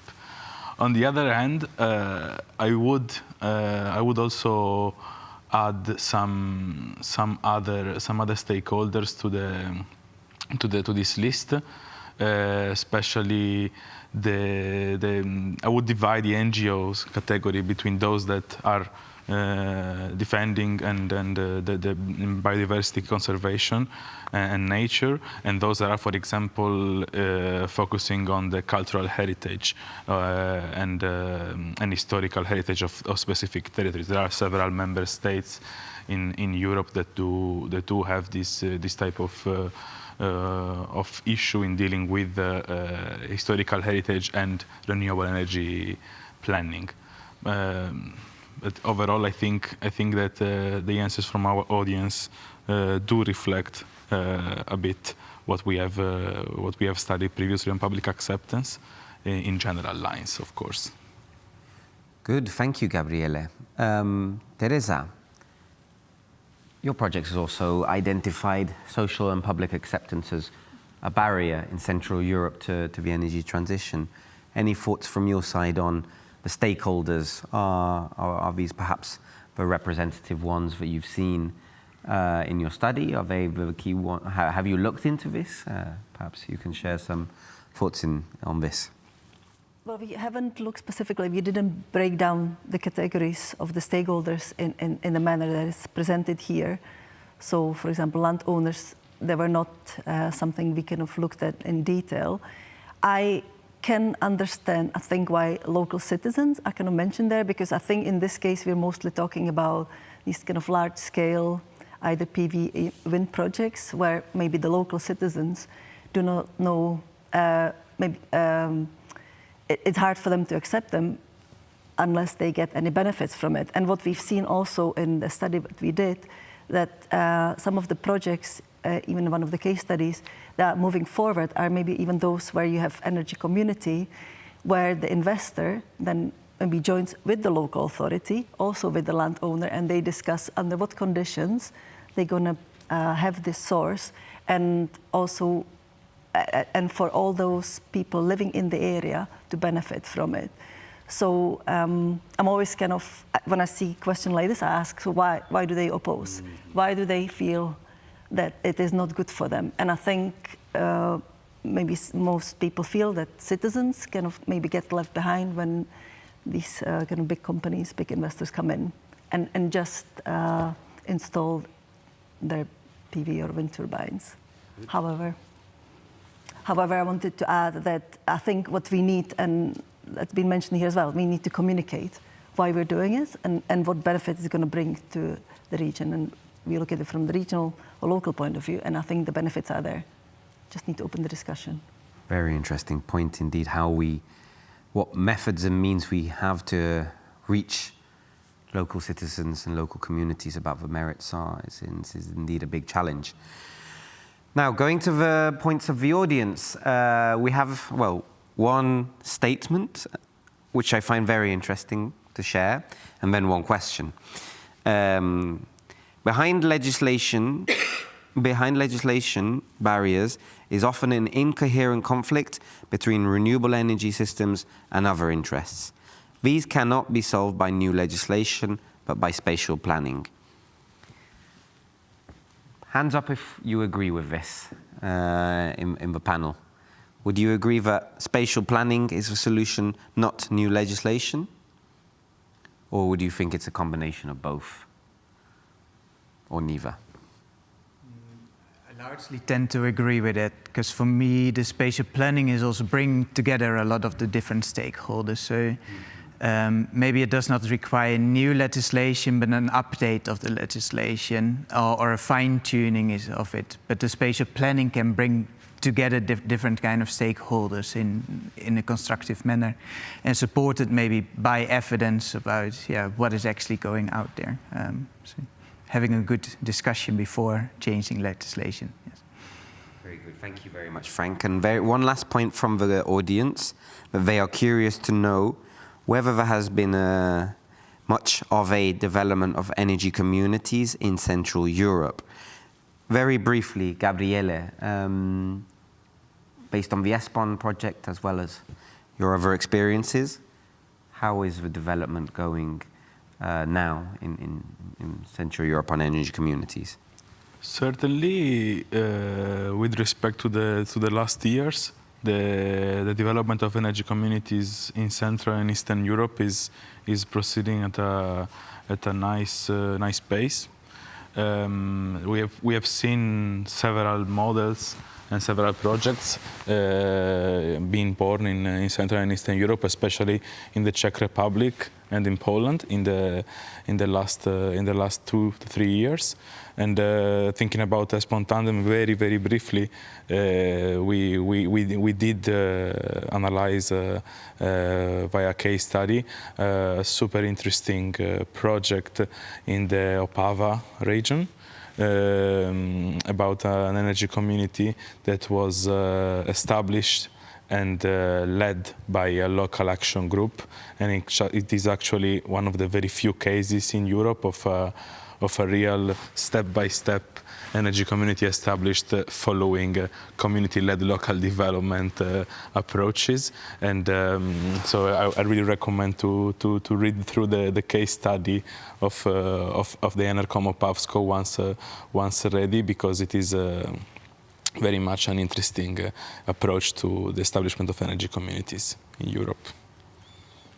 Very much agreed, Gabriele. Thank you very much.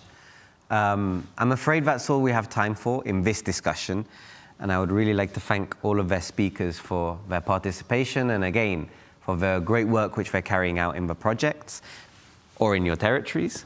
We really look forward to seeing the full results of the projects once they are published, and seeing how we can take the results forward. We're taking another short break, and we'll be back at 12, so in 15 minutes, for the third and final session of the morning, discussing transnational and cross-border cooperation to support the energy transition.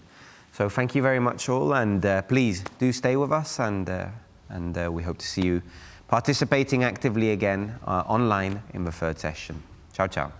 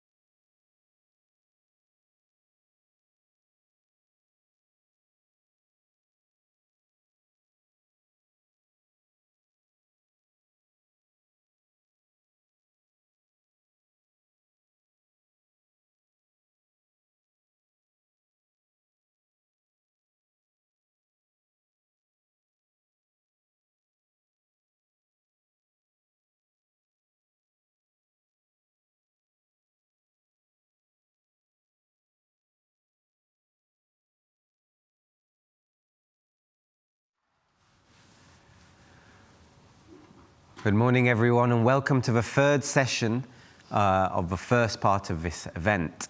This session aims to explore how collaboration and cooperation beyond administrative borders can really accelerate the transition, the energy transition.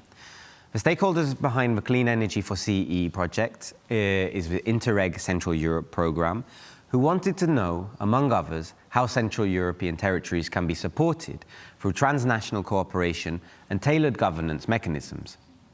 Regional cooperation plays a role in conflict resolution, particularly on offshore renewable energy, and energy communities are sometimes created across borders. Speaking from the Tandem, the COBREN, and the Clean Energy for CE projects, they will all shed some light on the aspects on these aspects and present some practical examples. And now, for the purpose of those just joining us now, I'm very happy to present once again our three distinguished speakers for this session. So we start with Frank Holstein from Deloitte and the COBREN project.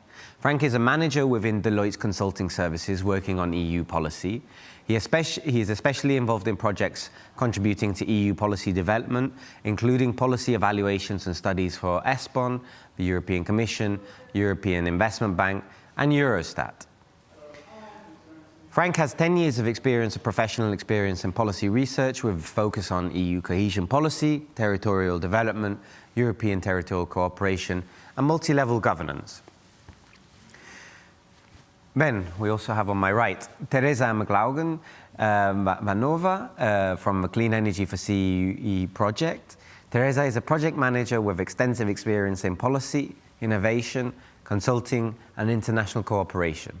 Teresa currently works for the Association of Managers of Local Energy Managers, where she leads national and international projects in energy transition, planning, and capacity building. And she's also been actively involved in major EU-funded initiatives from Horizon and the LIFE programs. Previously, she managed the EIB Elena project of a Prague renewable energy community and led technology transfer and energy research at the University Center for Energy Efficient Buildings. She also serves as a senior analyst at Unico Analytics, supporting clients with technology-driven innovation. Then, last but not least, we have Gabriele Galassi, representing the Tandem project. Gabriele is a consultant at Ecoris and holds a master's degree in European governance from the University of Utrecht. He has been involved in several EU research assistance projects relating to citizen energy, coal and just transition, cross-border cooperation, as well as more generally regional development. He has been involved in projects for the European Commission, European Parliament, the Horizon and LIFE programs too. Gabriele is currently part of the Citizen Energy Advisory Hub for DG ENER and the LIFE European Energy Community Facility. He's previously been involved in the design of and moderation of workshops on cross-border energy communities on behalf of DG Regio. Now, once again, I would like to, before going to the questions to the panelists, I want to remind you, the audience, that you can ask questions too. We've had some very interesting questions coming in the last panel discussions, so the invitation is warmly open once again. But importantly, we also want to ask you, our audience, some questions as we go along the discussion today. The results of your answers will be the subject of an open discussion amongst our panelists. So please log on. You can do so through scanning, or you can go onto the slido.com website and enter the ESPON code, and your answers will indeed be reflected on by our panelists. So, for the opening question, Teresa, as I just mentioned, the key stakeholder behind your project is the Interreg Central Europe program. I'd like to ask you, how can cooperation improve governance mechanisms and solutions for integrated policy making at the transnational, national, regional and local governance levels, all of this being in view of supporting the transition to a climate neutrality by 2050? Thank you for the question, Blair. Welcome to the session. I must say, from the analysis we did for the project Clean Energy for CE, the strongest takeaway that I've brought with regards to transnational cooperation, that this actually transnational cooperation that helps to close the governance and capacity gaps. And from kind of observing how this is happening, I would say there's 3 key points how and why this is happening. Transnational cooperation allows you to align fragmented governance systems. So by shared learning and policy harmonization and joint planning, I think it enables to kind of close some of the gaps we can observe in certain regions between the national and regional level or national local level. Second thing that transnational cooperation supports is access to expertise for local authorities. It provides them with, for the time being, with experts, and it helps them to develop maybe their strategic plans, to decide what actions to be taken, and it also introduces them to replicable models that then they can later try and implement in their territories. And third, I think it kind of increases mutual accountability and also supports knowledge transfer. And we've seen it kind of happening in the likes of Germany or Austria. We have these regional platforms that kind of work together and influence each other. Croatia or Hungary, there the kind of regional agencies close the gaps and play an important role in supporting energy transition. We also know that there are some areas that could be improved when it comes to transnational cooperation. We have come across that the tools developed maybe sometimes were too complex, maybe sometimes too far ahead. An example was we had a really kind of interesting, innovative tool, and the decision-making on the local level could be done based on the emissions saved per project, but this kind of came to a kind of contrast to what the reality at local authorities are, where the decision-making is actually quite often done based on financial aspects of projects rather than what the CO2 savings are. But we still think that's a kind of way forward, something to be used. Other things we've noticed is that sometimes the tools could be fragmented or maybe not translate into the local languages, or differing legislative frameworks then maybe hinder the full implementation of outputs developed in these projects. Very interesting, Teresa. So based on what you've just mentioned, as well as the work that you've been carrying out, what would be the main recommendations then that you would put forward to accelerate the energy transition at the different governance levels? Yeah, well, starting from the top, I must say, definitely on the EU level, keep continuing funding these programs. I think they're really important, essential to push the energy transition forward. However, I would recommend make them more accessible, even for smaller local authorities. Then maybe try to harmonize also the tools, and especially the data tools that you're using and the indicators, so that there is a kind of comparison among the programs. When it's for the national level, I think important is the joint planning. So for the national level, also to plan with the region and local levels ahead, involve them in the process, because we've seen that it is not the case in all the regions that we've been following in our project. Excuse me. So make sure that there are also some shared responsibility, so these levels just don't operate in silos. Keep on financing, because we do know that the national level also provides substantial amount of saving combined with the EU funds. And on the regional level, what proved to be very successful are those regional intermediaries. So being it regional energy agency or regional energy platforms. So I think supporting them, that really helps to bring all the actions to the level. And for the local authorities, as has been mentioned before, it is really important to have a person dedicated on the local level that will have energy and climate transition in their agenda. Many thanks, Teresa. I'd like to turn to you now, Frank. What forms of territorial cooperation have you been experiencing in your project relating to offshore renewables? Has there been a significant role to play of territorial cooperation on this topic? Yet definitely cooperation plays an important role, and we observe it very much on two different levels. So on a more higher strategic level, as well as much more concrete in different projects. So maybe to start with, like the strategic level, we see for each different kind of sea basin, there are different kind of documents or different kind of political support or committees out there which are supporting the development of offshore renewable energy. And these documents, they contribute to policy coordination, to making sure, okay, who are the stakeholders around the sea that are all there, that are relevant for offshore renewable energy, that they come together. And they also address a lot of how to deal with legal or administrative or financial barriers. Maybe to put it as an example out there, like I have a figure which shows a bit, okay, what do those strategic documents purely do? So if we have a renewable energy development in the middle of the sea, those elements need to be connected to shore. And this is a figure from the European Commission, the communication on offshore renewable energy. And what happens, and this is on the right-hand side, in many cases you can simply have offshore renewable energy and you can make a grid connection to one country.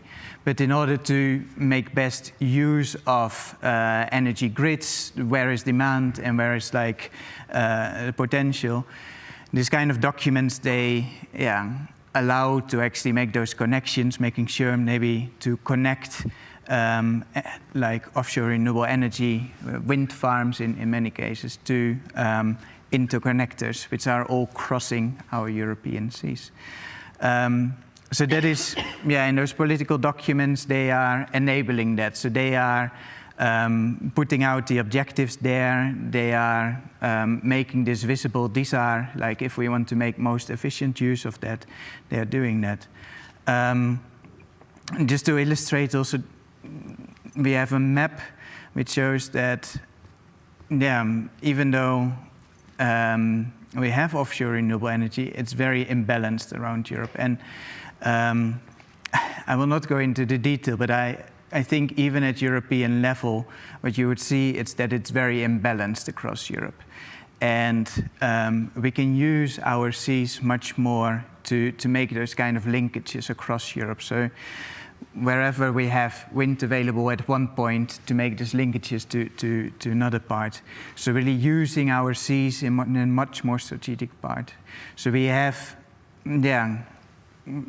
different documents. So this can be macro-regional strategies. They are for different sea basins out there. We have a much more specific sea basin strategies as well, particularly in the North and Baltic Sea. So the North Sea, they have the North Sea Energy Council, for example, or in the Baltic Sea there is a document also laying this groundwork for the different kind of interconnectors. So this kind of documents, they are more at strategic level, political level, giving the framework, making sure that it's being put on the political agenda. That is on one hand. On the other hand is much more practical and really project level, where we see a lot of cooperation happening as well. We have a very concrete project when we talk about still heavy infrastructure elements.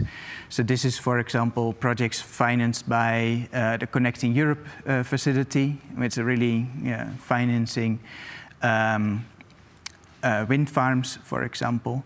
But we actually see most projects more in the research field. So in the Horizon 2020 program, and there were more than 60 projects in the field of offshore renewable energy. leveraging 185 million euro. And this kind of projects, they pull together the kind of resources, both like knowledge-wise as well as funding-wise from different parts of Europe. But how can we advance offshore renewable energy? So this is much more, the research projects much more soft power. But particularly if we want to move forward in offshore renewable energy, we see really still a need there. If you look at the map, it's pretty busy in the North Sea in current kind of offshore renewable energy. The other sea basins, there is less offshore renewable energy, but that's also the territories are sometimes more challenging there. So we look at very different types of technologies which are required there. So we look much more at floating wind energy, for example, or tidal energy or wave energy, which need to be deployed there. And there is much more still a need for diving into the research. How can we best do that? So their cooperation and pulling together the resources is helping there. Interreg, of course, has also a role to play in there. And we had a look into the current Interreg programs. So from the Interreg programs, at transnational level or cross-border level, that have a connection with the sea. So there are 53, 35 of them that actually allow for projects in offshore renewable energy. That is to say, they either have the objective, a specific objective related to support of renewable energy.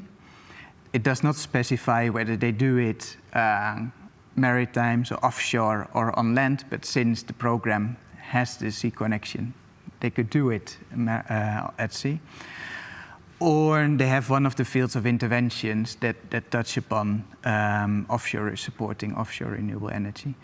So there we see also there is support, but again, this is mostly in terms of a lot of enabling conditions, so lots of visibility studies, or for offshore renewable energy, or creating awareness on this. Interreg is not doing the major financing of big installations or infrastructure, but much more at the enabling factors.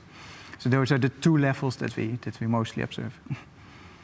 Very interesting, Frank. And what I find particularly interesting, I'm sure much of the audience will share the same sentiment, of these beautiful maps that you've created in the project. Congratulations. Many of them seem like very creative pieces of art. We could make a nice museum exhibition out of them. Perhaps to follow up on you, Frank, briefly, on the topic of planning.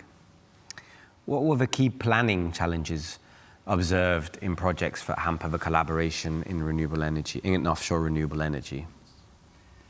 I would have one particular example coming in mind. That's one of the case studies that we have done, which is a case study focusing on the development of a floating wind turbine in the Black Sea off the coast in Bulgaria. So they have developed the technology is there.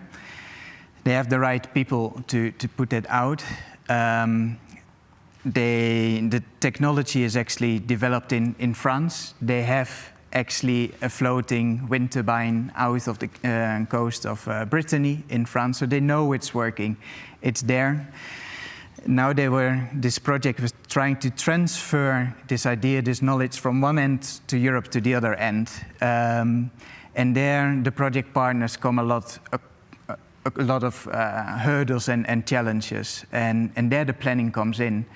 So even though they thought, okay, we can put our technology here and we can use it as showcase offshore renewable energy, they realized in the current maritime spatial planning plan in Bulgaria, this is Bulgarian waters, offshore renewable energy is not as such like portrayed in the maritime spatial planning plan with a dedicated zone. So they had an issue finding or the location where they were allowed to put this floating wind turbine. So that are kind of the planning challenges that are there. It's maybe technically it's easily to launch this kind of technologies all across Europe, but still administrative-wise or legal-wise, the different developers, they need to come across a lot of challenges of how to make sure, we can actually implement our project correctly. Very good, thank you very much, Frank. So perhaps Gabriele, over to you now. You've been working quite extensively on the topic of energy communities, of course. In your experience and in the project that you're working on, have you come across cross-border cooperation to create energy communities? Thanks a lot for the question, Puyan. I think that reflecting on what is the essence of cross-border cooperation on energy is a fundamental introduction that we need to make at this stage. So we're talking about bordering territories that jointly decide to share a renewable energy plant or to manage it and to jointly benefit from it. And as was pointed out previously as well, surely the European Commission, in the presence of DG Ener and DG Regio, is one of the fundamental institutions supporting cross-border cooperation on energy. And in terms of means, surely both Interreg and the Connecting Europe facility are key funding instruments supporting this type of cooperation. Specifically talking about energy communities in cross-border territories, I would like to mention a fundamental document that was published at the very start of this year, and it's the Handbook on Cross-Border Energy Communities that was developed by DG Regio. This handbook is a piece that basically clarifies what is a cross-border energy community, and also starts analyzing what is the landscape in Europe for this specific initiative, and how it is looking, especially ahead for the future for this specific type of project. Now, going back to what is an energy community, of course, when talking about cross-border energy communities, we do assume and take the key fundamental characteristics of this initiative. So we need to have a renewable energy installation that produces energy, and it is owned by the citizens and that live in its proximities. And such installation is then the energy that it provides and produces is also consumed by the citizens living nearby, and by this the citizens are defined prosumers. As such, a cross-border energy community, as clarified by the DG Regio Handbook on Cross-Border Energy Communities, is an energy community that enshrines this cross-border element. So where there is an exchange activity, whether that is the production, the consumption, or the management of the energy source in that cross-border territory. Going back to the handbook from DG Regio, one of the key highlight of the document was that we are now in a moment of a very much of a starting phase for cross-border energy communities, and hence why the concept of quasi cross-border energy communities is a useful concept to also understand how initiatives on the way to become cross-border energy communities do have the potential for becoming that specific initiative, and how are they working. As such, quasi cross-border energy communities do have a cooperation, a collaboration element, which is not necessarily the production or the consumption or the management of the energy plant, but also all the other activities that energy communities do deploy and implement in their lifespan. So considering this aspect, it also used to mention that under the framework of the Renewable Energy Community Advisory Hub and with the support of DG Regio, we participated and moderated a series of cross-border workshops in 3 border territories in the EU around autumn 2023, in which we did put different stakeholders together on a cross-border territory, and we discussed the challenges, the obstacles, but also the drivers and the potential way forward for creating cross-border energy communities in their territories. And finally, we come to ESPON Tandem, in which we have analyzed how the cross-border cooperation as a local practice is an important driver and factor that supports the realization of an energy community or a citizen energy initiative in a specific cross-border territory. And with that in mind, we have analyzed 2 specific case studies, one at the border between Spain and Portugal, and one at the border between Germany and Denmark. The one at the border between Spain and Portugal is a very interesting initiative, because the key actor there is the European Grouping of Territorial Cooperation of Douro, that back in 2018 to face the issues that were coming from the remoteness of the territory, and that were not allowing the citizens of the area to have a 24/7 supply of electricity. So the EGTC decided to create its first energy cooperative.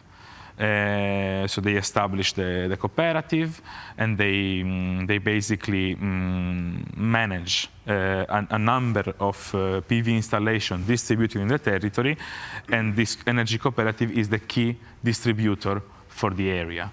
Alongside that, Efiduero, which is the energy cooperative, is also providing and realizing charging stations in the border between Spain and Portugal. On the other end, we have Grenstrom, which is the other case study that we analyzed under Tandem, in which we have seen that the cooperation and the border between Germany and Denmark made it possible to have the wind installation in the German territory, but with the shareholders coming both from the Denmark side of the border and also from the German side of the border. This is also a really interesting example of cross-border cooperation on energy. Thanks a lot, Gabriele. Very interesting to hear. Perhaps just to be crystal clear, for my own sake and also for the sake of the audience at home, what's the point of making a cross-border energy community? What's the added value? Why is it worth the effort? Because I think that there are quite some complexities in trying to achieve it, right? But what's really the end goal? Where's the added value? That's a very good question, Pujan. Thanks for this. And I would answer taking some of the results also from my master thesis, because the cooperative culture of a local territory is a key element that drives the realization of energy communities in Europe. And when looking at the specific examples of the case studies that are mentioned in the ESPON Tandem, but also out of the 27 cases that were mapped within the DG Regio Handbook on Cross-Border Energy Communities, we see that these territories are realities in which the cooperative culture is a traditional element that has been there for ages. And that is a key characteristic of these borders, and the citizens also are more prone to cooperate, especially on the matter of energy, given the times we live in. to, for example, realize these specific projects as cross-border energy communities. Then, of course, we do have the environmental benefits of an energy community, because you do reduce the CO2 emission of the local energy system by using a renewable energy plant. You do provide the local citizens with lower bills by having them jointly participate in an energy community. But most importantly, you do make citizens not only aware, but active actors within the energy transition. And it is important to not forget that the transition is possible only if we are able not to leave anyone behind. Thanks very much, Gabriele. I fully take your point on the added value. Okay, so I'd like to ask a question to the panelists on the Interreg program, as we've already heard quite some mention of it, but I'd like to be perhaps a little bit more precise to understand what specific Interreg projects have you come across that have been funded on the energy transition, which are quite interesting. I mean, I know, Frank, you were alluding to this earlier, but they're not for the largest scale projects, but perhaps rather for testing cooperation and innovation. Teresa and Gabriele, perhaps I start with you, Teresa. In your project, did you come across many Interreg projects? And if so, what sort of nature were they? We did. Just to clarify, our analysis was not aimed at analyzing specific projects. We more looked at the transition as it happens in the area. But saying that, with almost all the case studies that we produced, each one of the regions had some kind of experience with Interreg programs or other types of transnational cooperation. And I think that's symptomatic, because it shows that if you want to kind of go forward, you cannot just kind of stay and do things. It's not business as usual. You kind of have to go out of your comfort zone. And sometimes this kind of needs some kind of encouragement from outside. One of the interviewees, and just to illustrate, told us, yeah, we had this really great idea and came to our managers. However, they were kind of skeptical and saying, like, they were too careful about, should we implement it? It's something that has not been done before. And then the Interreg program came in that they participated in, and 2 years later, when they came back and said, like, this is how it works in other states, they were very in favor to do that. So I think this is what Interreg programs do in general. Other types that we've seen are for the cross-border ones, as Gabrielle mentioned. I think that's great that it kind of facilitates this, what naturally has been. I mean, borders are just lines on the paper. However, the kind of locality in the territory is there. And we've seen it in cross-border types of projects between Hungary and Romania, in our case, or other ones as well. So I think that's really important. And also, in one of the cases, like Bratislava, when they started the process, we not started, but one of the first steps they did was develop a SecUp within an international project. And taking from there, they kind of came milestones and implementing things as they go along. Thanks, Teresa. Very interesting to hear. Gabriele, was Interreg directly involved in any of the cross-border energy communities that you've come across? Or quasi-cross-border communities, or any activities of similar nature? Absolutely. Interreg is, as we said before, is a fundamental instrument of the European Union to facilitate and strengthen cross-border cooperation, especially on the matter of energy. And indeed, both in the DG Regio handbook on cross-border energy communities, and as well in the workshop that we did last year on in these cross-border territories, several Interreg projects came out, and we actually approached them, especially in the workshop, as a potential basis to build on for future potential cross-border energy communities. The majority of these projects are focused, for example, on the tourist sector. So we're talking about electric cars routes at the border between Spain and Portugal. Mentioned is the Garveland project between Andalusia and Algarve. And then we do also have these examples of these touristic routes for electric bikes at the border between Italy and Slovenia in the region of Nova Gorica. But also we do have let's say a broader element of cross-border cooperation for energy communities brought by projects that are financed under Interreg and that do support the realization of energy communities in different countries, and we do have there the share of experiences and knowledge from different stakeholders and regions in Europe, which is in essence a cross-border cooperation. Thanks, Gabriel. Teresa, would you like to respond to? Just may add just a small thing. There's one project that's related to energy communities that's supported by the Interreg Center Europe that we came across, and I think illustrates very nicely what it does is the Hercules. And there's 12 partners from the area, and I think half of them are experienced ones, the other half are the kind of new to be established energy communities.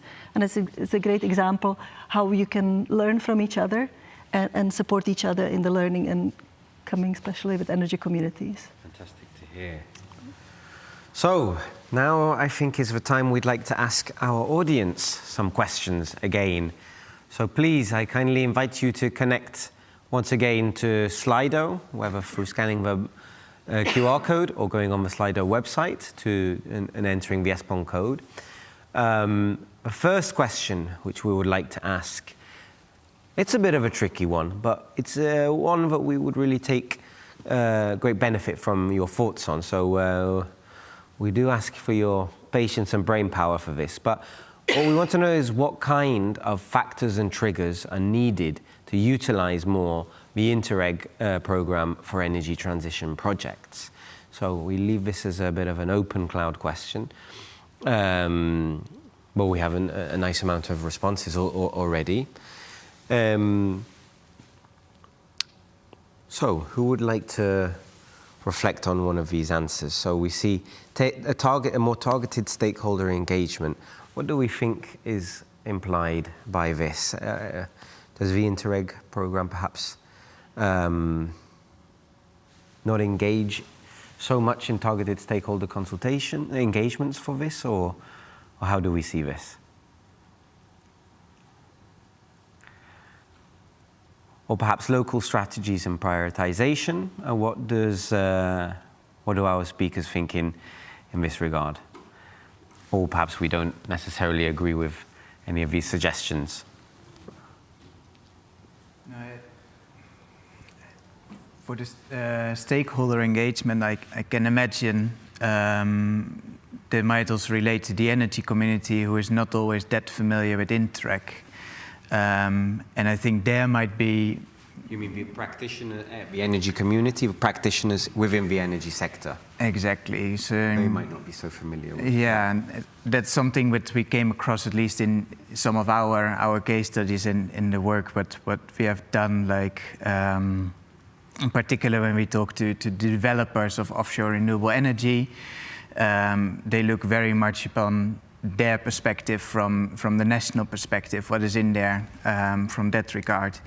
The research projects, they usually look wider, but they're not all familiar with the different opportunities, such as Interreg, to actually tap into this kind of resources to make better use of cross-border or transnational cooperation.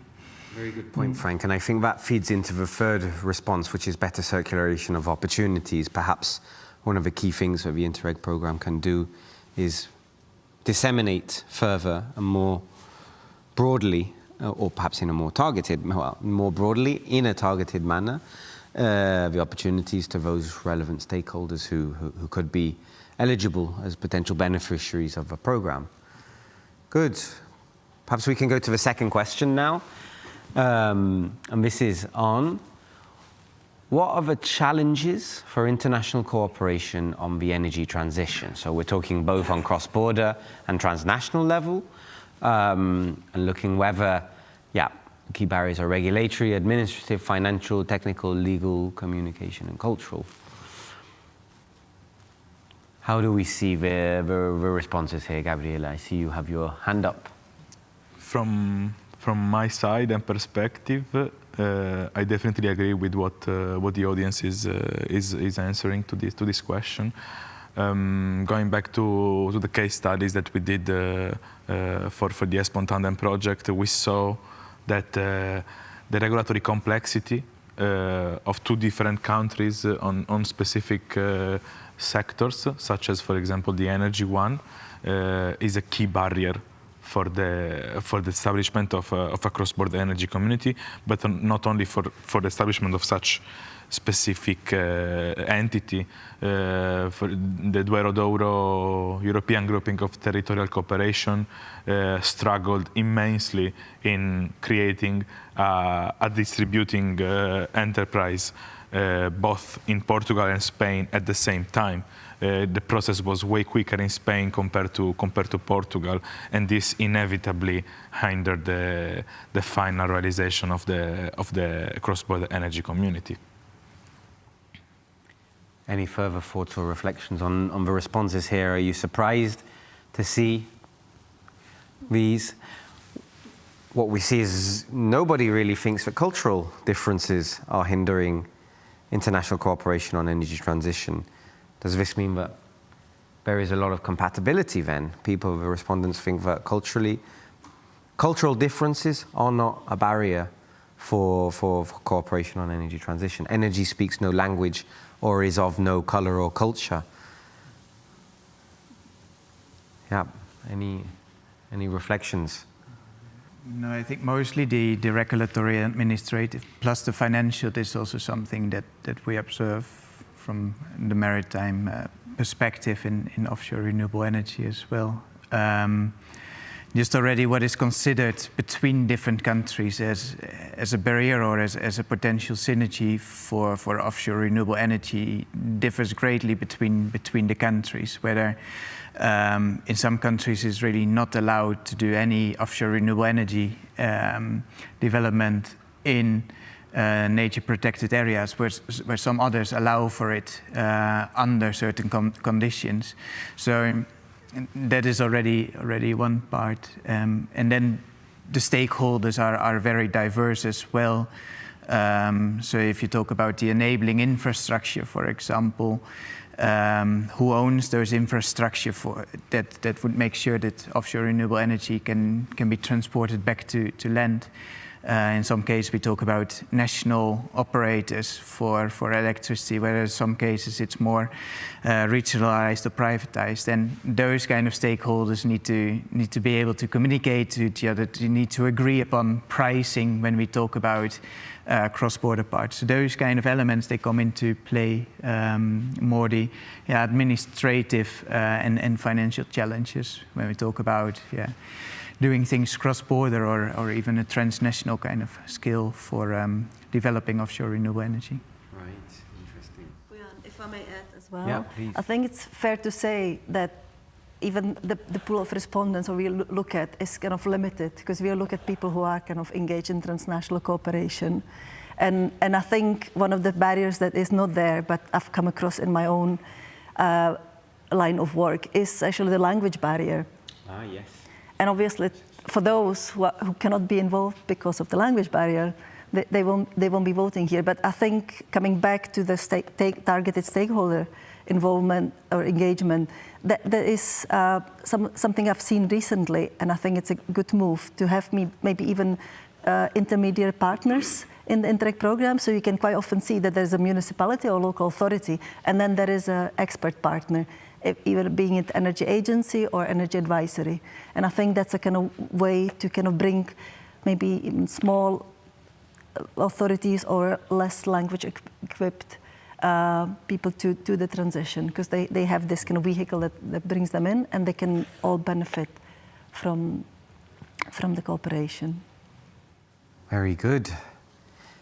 I would like to spend a moment on the third and final question because I think it's particularly important for the way forwards.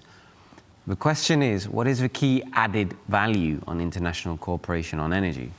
As I alluded to earlier with Gabriele, it's important that we know the value proposition and why it's worth investing the time, effort and energy to make the international dimension part of an integral part of the energy transition.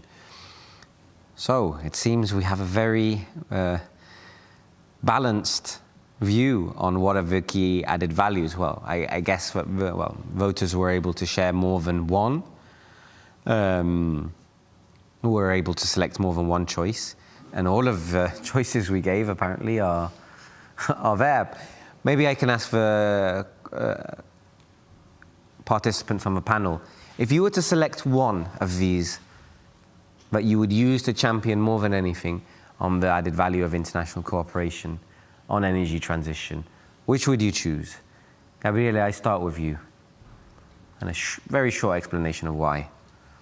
Given the times we are in, I would say to enhance the energy security and resilience of the electricity systems in cross-border and transnational territories. Teresa? I would select enhanced innovation, and the reason being that it encourages you to do things you would probably not think about before. Very interesting. Last but not least, Frank.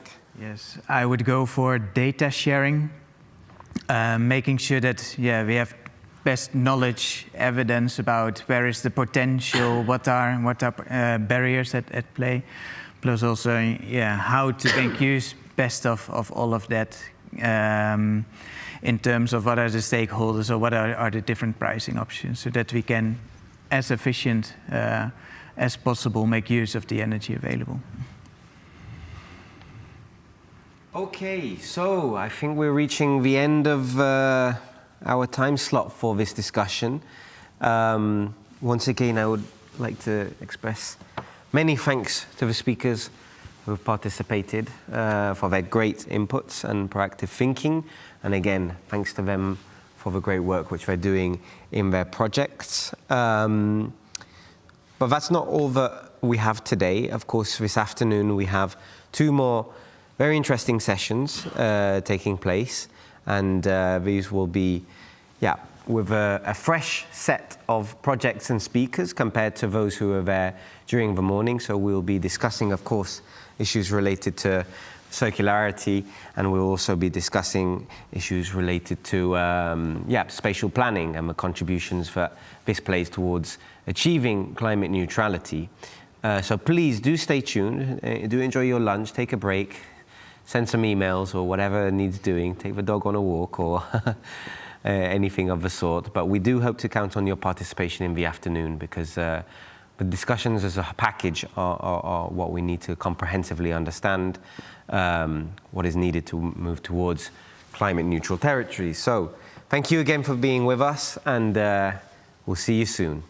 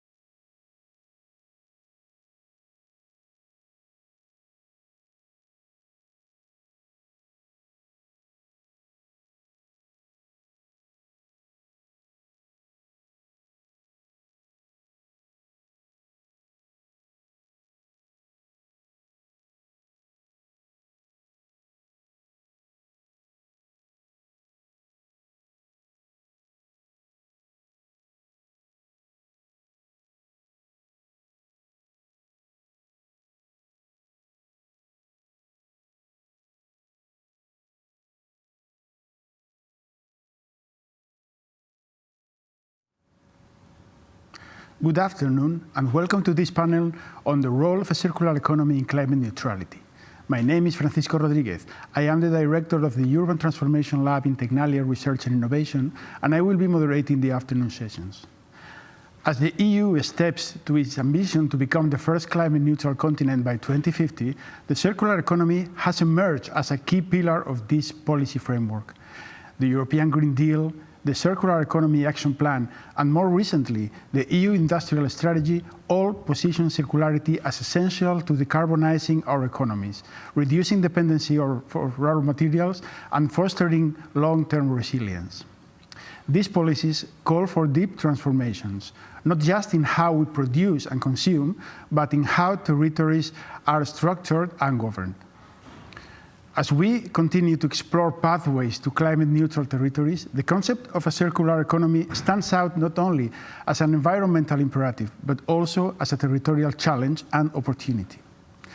The shift from a linear take, make, dispose model to a circular approach where resources are preserved, reused, and cycled back into the economy is essential to reduce greenhouse gas emissions, especially those embedded in materials and industrial processes. But this transition doesn't occur in a vacuum.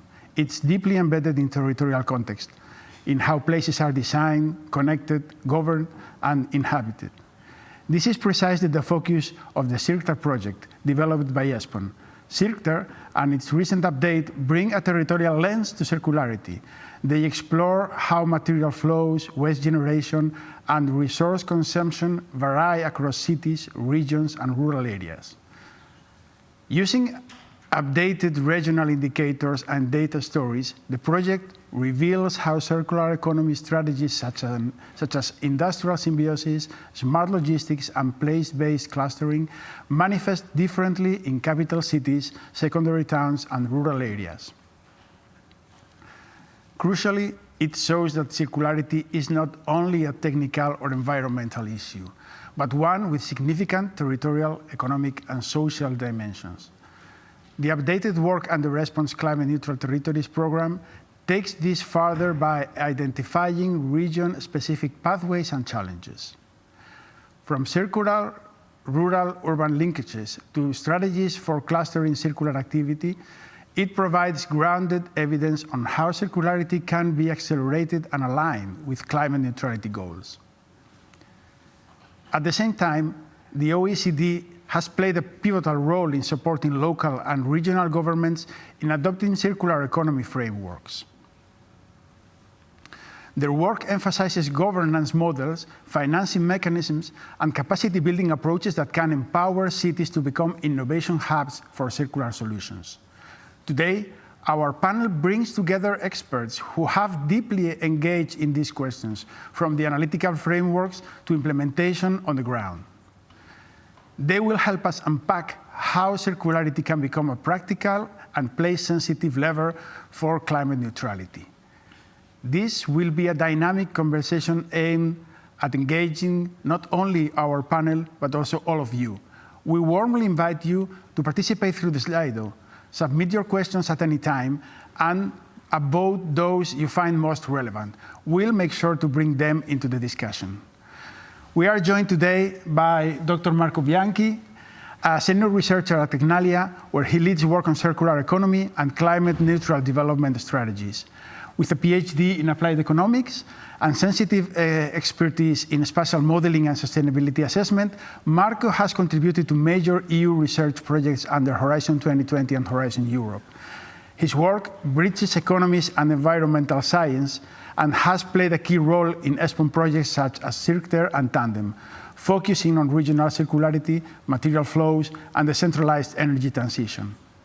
Alongside him is Ander Eizaguirre, policy analyst at the OECD, where he coordinates the organization's contribution to the Circular Cities and Regions Initiative for the European Commission. His work centers on circular economy governance at local and regional levels, based on extensive policy dialogue with over 15 countries. With a background in economics and EU policy, Ander brings deep insights into how cities and regions can implement circular strategies aligned with broader climate goals. To get our discussion started, we'll begin with a first round of questions for our guests. After their responses, we'll open the floor to your questions via Slido. So please feel free to start submitting them now. As mentioned earlier, we'll select and address the most insightful ones during the session. Let's begin, Marco, with the first question for you. So, what role, Marco, does the circular economy play in climate neutrality? And how does circular economy and climate neutrality connect? Thank you, Francisco, for this interesting question. Well, before digging into the role of circular economy for climate neutrality, I would like to provide some simple facts, simple evidence. So here you can see the correlation between greenhouse gas emission on the x-axis and the material consumption on the y-axis. And we can see that there is a strong correlation between these two indicators. We can say that greenhouse gas emissions go hand in hand with material consumption, and this is not by chance. We know that industrial activities are mainly responsible for CO2 emission, for example, and in Europe, more than 40% of greenhouse gas emissions are due to material-intensive economic activities. This is another visual that makes the point. We can see the two indicators, domestic material consumption on the left side and greenhouse gas emission on the right side. And again, we see strong similarities between these two maps. Couple of exemplary examples. Andalusia in Spain is one of the biggest emitter in terms of greenhouse gas emission, and equally is one of the biggest economy in the agriculture sector, having more than 9 billion gross value added coming from agriculture, forestry, and other primary sector. And another case, for example, in Italy, the Lombardy region in the northern Italy is again one of the biggest polluters in terms of greenhouse gas emission at European level, and at the same time is one of the biggest economy within the industrial sector. So this couple of examples make the point on the very tight link between greenhouse gas emission and the type of industrial activities emitting CO2 or other greenhouse gas. That is why integrating circular economy principle within our economy can be a very strong lever toward carbon neutrality. So the circular economy operates through three different main axes. One is the reduction of primary resources through, for example, use of secondary raw material. Then trying to extending as much as possible the useful life of product, so keeping material within our economy system as long as possible. And the third one is reducing waste. Through these three axes, what the circular economy is striving for is to improve our production and consumption system, trying to decoupling the growth of the economy from the material consumption, resource consumption. Thereby, if we are able to improve our production and consumption system through better processes or reducing primary extraction, which is high greenhouse gas intensive, we are also able to progress toward carbon neutrality. And indeed, the European Commission is expecting that through the implementation of a circular solution, we will be able to reduce between 20 and 25% greenhouse gas emission by 2050. At least these are the estimates that we are handling for the time being. Yeah, that's very interesting, and this correlation between material consumption and carbon emissions is very evident and makes things very evident. Given this strong correlation, is there any low-hanging fruit? I mean, is there any material or any sector that is paramount to address in the short term to gain or to maximize the benefits? Well, I think that for sure I would stress the importance of the electric and electronic equipment because of the transition we are experiencing nowadays. So we have this strong ambition to phase out fossil fuel and at the same time reaching this carbon neutrality that will achieve through in a significant part through the electricity, generation of electricity through renewable energy. So this type of transition required a large amount of electronic and electric equipment and the embedded critical raw material. So I expect that the Circular Economy Act that will be published soon and during the next year, it already foreseen a pillar on this specific topic. Why? Because the e-waste is the waste stream that is growing at the fastest speed, 2% per year. It is quite a lot. Unfortunately, the e-waste is only recycled up to 40%, which is very, very low. So we should be able in the future to better address, to improve the collection and recycling system of this type of waste and try to create a market for secondary material and also for the critical raw material embedded in that waste. So I expect that this will be one of the more relevant streams of material in the next few years. Yeah, and I'm sure that we will see them. Yeah. Ander, let's go to your experience. So given this experience that you have in OECD, why is it important that cities and regions move towards circular economy? Thank you, Francisco. Well, cities play a key role in the transition as they are major consumers of resources in the EU.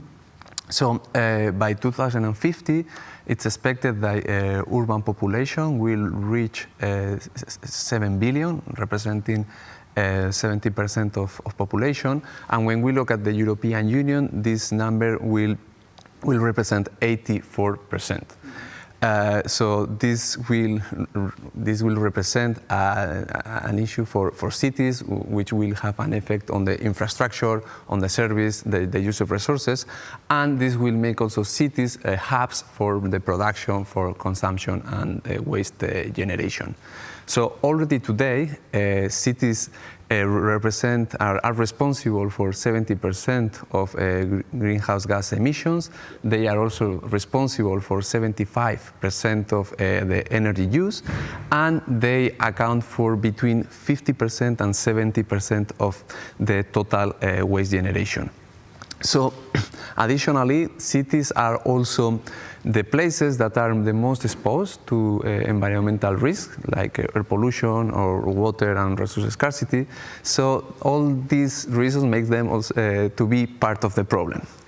However, due to their economic profile and their governance structure, cities are also part of the solution.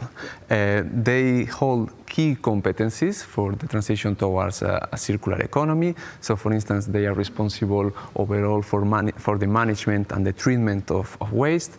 They are also responsible for land use, urban planning, and they also have the capacity to update regulations for the built environment, for instance, to promote an efficient use of resources. And in addition to that, the circular economy is not can also bring benefits to the cities. So, for instance, projections show that adopting a circular economy approach to the built environment sector in Amsterdam, for example, could save up to 500,000 tons of CO2 per year. In London, adopting a circular economy approach to some key sectors of the city, like food, textile, and also built environment, could yield £7 billion annually. And additionally, the circular economy can also bring jobs to cities and regions. For instance, in Île-de-France, the region of Paris, it's expected that 50,000 jobs will be created thanks and as a consequence of the circular economy transition. One of the key aspects also of the city is the scale, making them laboratories for testing and scaling up solutions.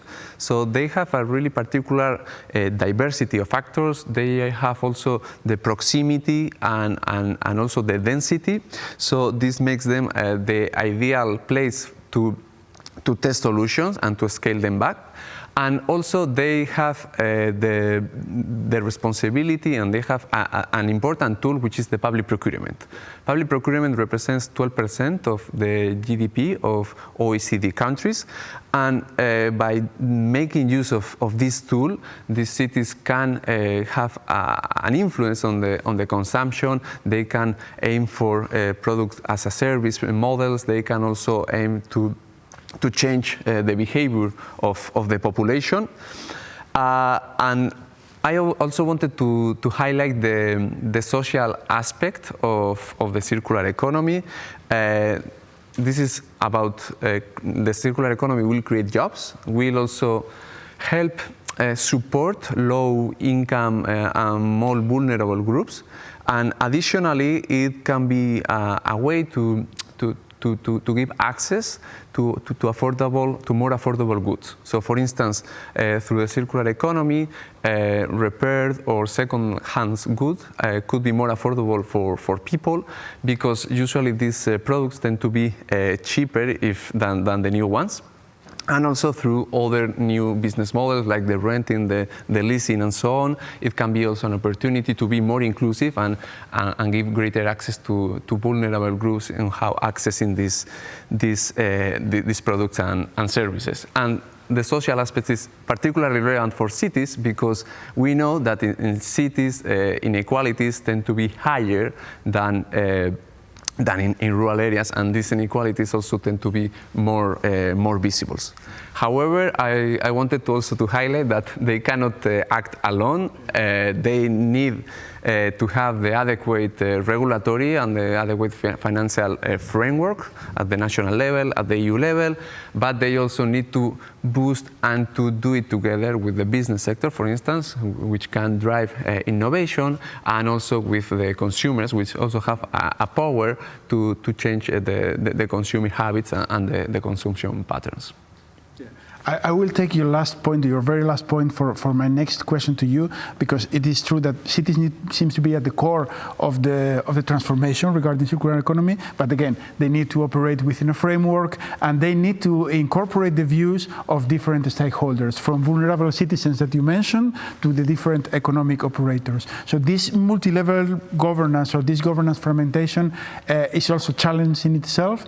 Are there any experience that you know where governance fragmentation seriously slowed down circular initiatives, and there are lessons to learn from that experiences? Yeah, sure. Well, the need for a policy coherence is one of the main dimensions that we are aiming for from the OECD perspective. From our experience working with cities and regions, we have observed two main problems for the lack of coherence. First is the limited understanding on the circular economy at the subnational level. And sometimes we have seen that it is often, let's say, a task which is allocated to the waste management department, which is perceived as an extra work. So at the end, public officials, which already have responsibilities for the waste management, they have their targets, they work on the circular economy as an extra when they have available resources, which it's at the end a missed opportunity.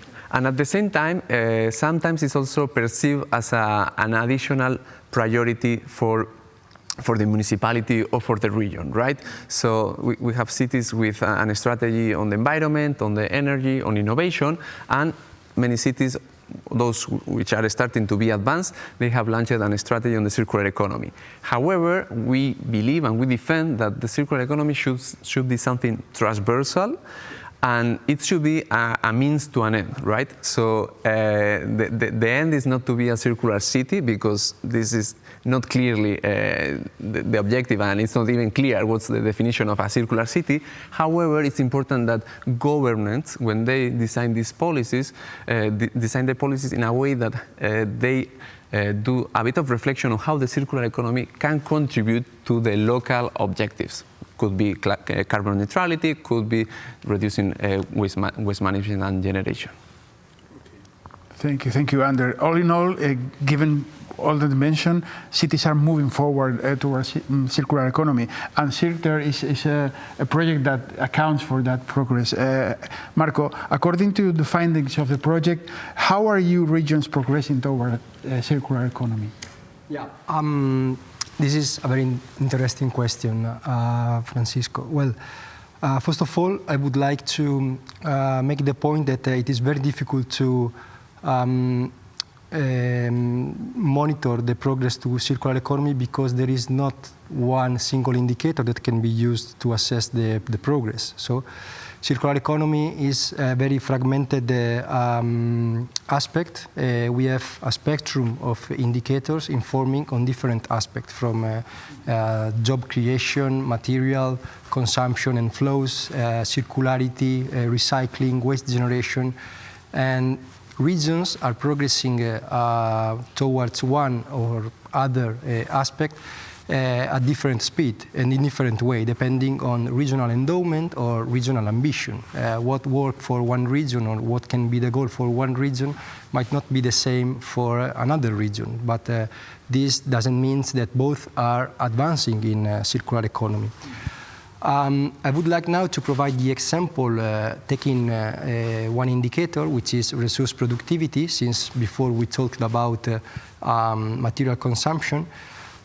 In this case, the indicator is measuring the ability of an economy to produce an economic output with fewer resources. Basically, it is kind of the amount of euro that we are able to produce consuming an amount of kilo of resources. When I talk more with less. Exactly, doing more with less, which is a principle of the circular economy. When I talk about resource consumption, I mean, for example, biomass, material, metals, construction, minerals, and fossil fuel. So we have seen that the difference between rural and urban regions is very big. While urban regions produce 3.7 euro per kilo, rural area are halfway. They are producing kind of 1.5 euro per kilo. And this is quite a big gap.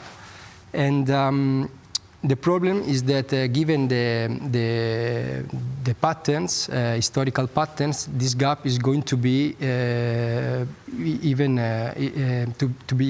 wider.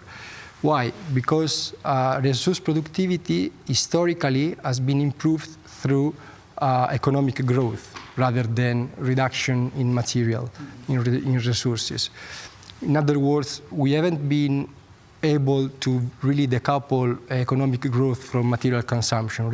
Let's say that we are keeping material consumption stable and we are increasing the economic output.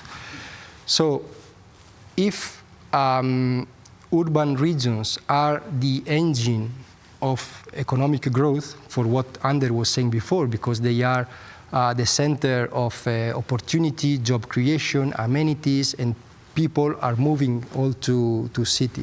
What's happened? That the rural regions are falling behind in terms of economic benefit. And this is quite a problem because, we already know in other aspects that there is a kind of discontent between urban and rural area in Europe. In terms of material consumption, therefore, it is important to not just look to direct material consumption, but to footprint metrics. Because to have the whole story, let's say, So when we talk about footprint metric, we are considering the environmental burden of consumption, considering the whole life cycle of goods. So in this way, we are kind of accounting for the in flow of import and export of finite good. And what we can understand from this different picture focusing on footprint metric, that in reality, productivity between rural and urban region is not that much, because urban area in reality are consuming much more resources than what can be inferred from direct material consumption. Let's make a simple example. Electric car or a smartphone. So the urban area are the final receptor of these goods, and they account just the weight of these finite goods, finite products, but do not account for all the material that have been processed to produce that good. All those material and environmental impact related to extraction of critical raw material, processing within the industrial system, occur in other regions. Most of the time, for example, rural or intermediate region. So we have a situation, a very unbalanced situation in which we have the rural areas that carry on environmental burden related to extraction or the primary and secondary sector, without benefiting that much from the economic gain which occur in the urban area, which import finite product, do not have the environmental impact related to production, but just to final production. And this kind of unequal, burden sharing between this typology of region. And on the right side, the map on the right side show you the difference between material consumption and footprint metric. And those regions in pink or red tonalities indicate those regions that have a real consumption of goods much bigger compared to what direct consumption would say. In other words, those regions are those importing finite goods and are shifting the environmental burdens to other areas. So that is why it's very important to have a very comprehensive understanding of the metrics, not just considering one indicator, considering footprint indicator in order to better allocate environmental burdens and economic benefit between different regional typology, and have an inclusive dialogue with all the key actors belonging to the supply chain. That's very interesting. We have a slide of questions coming in already, and I have one that I want to ask you. So what role do planning policies play in the answers you have given so far? I mean, in the city dynamics around circular economy, to the previous questions, focusing on the development sector and the construction industry. I mean, this is a very specific question for this sector. Maybe we can extrapolate to other sectors relevant to the cities, but who can react to this? I can give it a try. Yeah, of course. Again, planning policies is key, and this is related to what is the purpose of the circular economy policies that cities and regions are developing. So from our work at the OECD, we observe that if stakeholders are not engaged, the solutions and the implementation time won't take place. So we believe that the cities and regions should conduct a multi-stakeholder process involving not only the private sector, but also the academia, consumers, different levels of government, trying to co-create together these policies, in this case on the construction industry, to move forward and to make these policies a reality. And I would like to come back again to the public procurement. Here, cities have a powerful tool.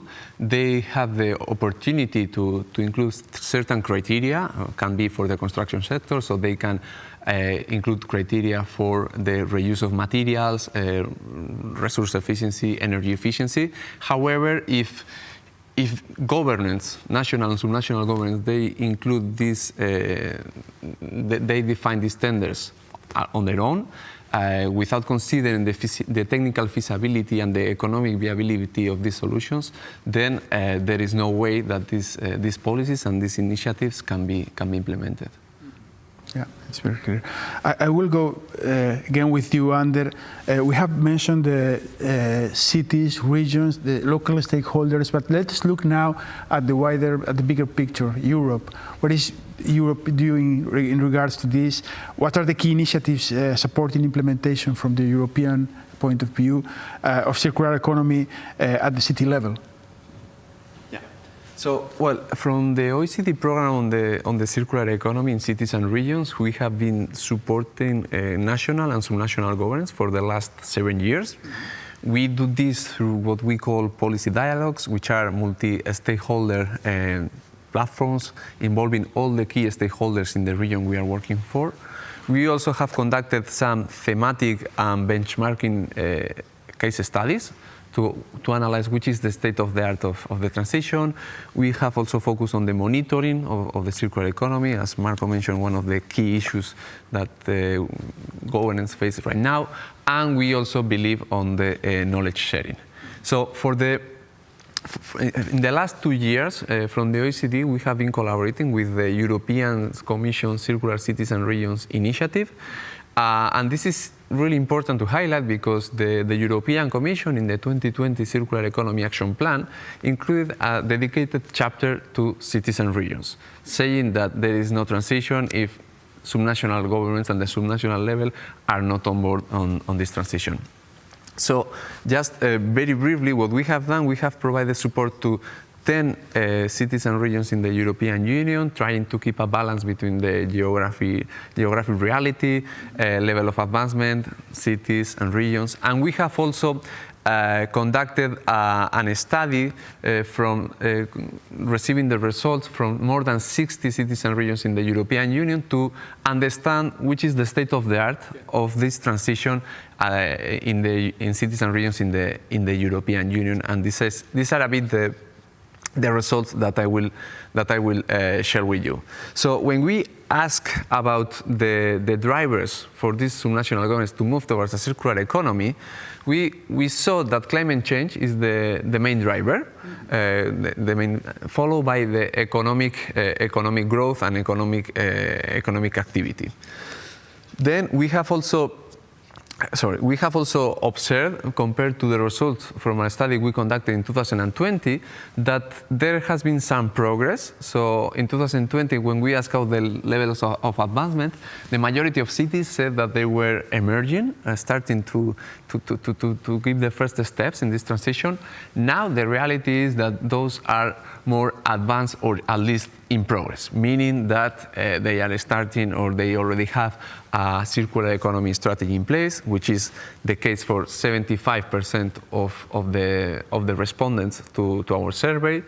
In terms of the strategies, we have seen that there are different priorities among cities and regions. Some of them have a strong link or focus still on the waste management, but it's true that there are other areas. So for instance, some of them include the circular economy as a way to achieve climate neutrality. This is the case of the city of Oulu in Finland. But others also have other objectives, which are the social inclusion and economic growth. Again, just to give you a broad perspective of which is the state of the art, almost two-thirds of all respondents are including circular economy criteria in their public procurement process. So this can be renting second-hand furniture in their municipality, in the town hall. It could be including criteria, making it compulsory to have spare parts for the repair. and so on. Again, 50%, almost half of the cities and regions already have a dedicated budget to the circular economy, and this is a progress from the results of 2020, when we saw that the existing budget or the money that was spent in actions related to the circular economy was coming maybe from the waste department, or it was, let's say, less defined of what should be done with this money for the circular economy. And then another key tool that we have observed, and which is kind of quite popular and successful in cities, is doing the pilots at a small scale. So they are testing solutions, for instance, at the neighborhood level. So they starting with pay-as-you-throw initiatives at a small scale, and then they are trying to learn from these initiatives, which in theory, or at least from design, they shouldn't have a high risk for the implementation, but it's a good way also for these cities and regions to learn and to test also which is the reality in the municipality, which is the response from businesses and from citizens. However, I would like to share some of the problems that we have observed in this study, saying that the main problems for cities and regions are related to the governance. And we are talking about the regulation, we are talking about financing, and we are talking about data. We have many times, it happens that cities, even if they want to reuse certain kind of materials, they are not allowed, because legally reused material from construction is considered as waste. And so this is one of the main complaints they have, of course, that national or EU frameworks, they are not conducive to circular economy innovation, let's say. Data, of course, the European Commission has the circular economy monitoring framework, but when you start looking at how to measure progress at the local level, most of the indicators available, at least in municipalities, are related to the waste management, which at the end can somehow give a misleading view of level of advancement towards the circular economy if you are measuring it based only on indicators on the waste management. And then the financing dimension, which is also quite important for cities and regions, which usually have like tight budget, and still there are no indicators about the benefits in the long term about the circular economy. So these are the main problems we have observed. So at the OECD, we have identified these 12 dimensions that are available in the screen, starting by assigning clear roles and responsibilities, stakeholder engagement, strategic vision.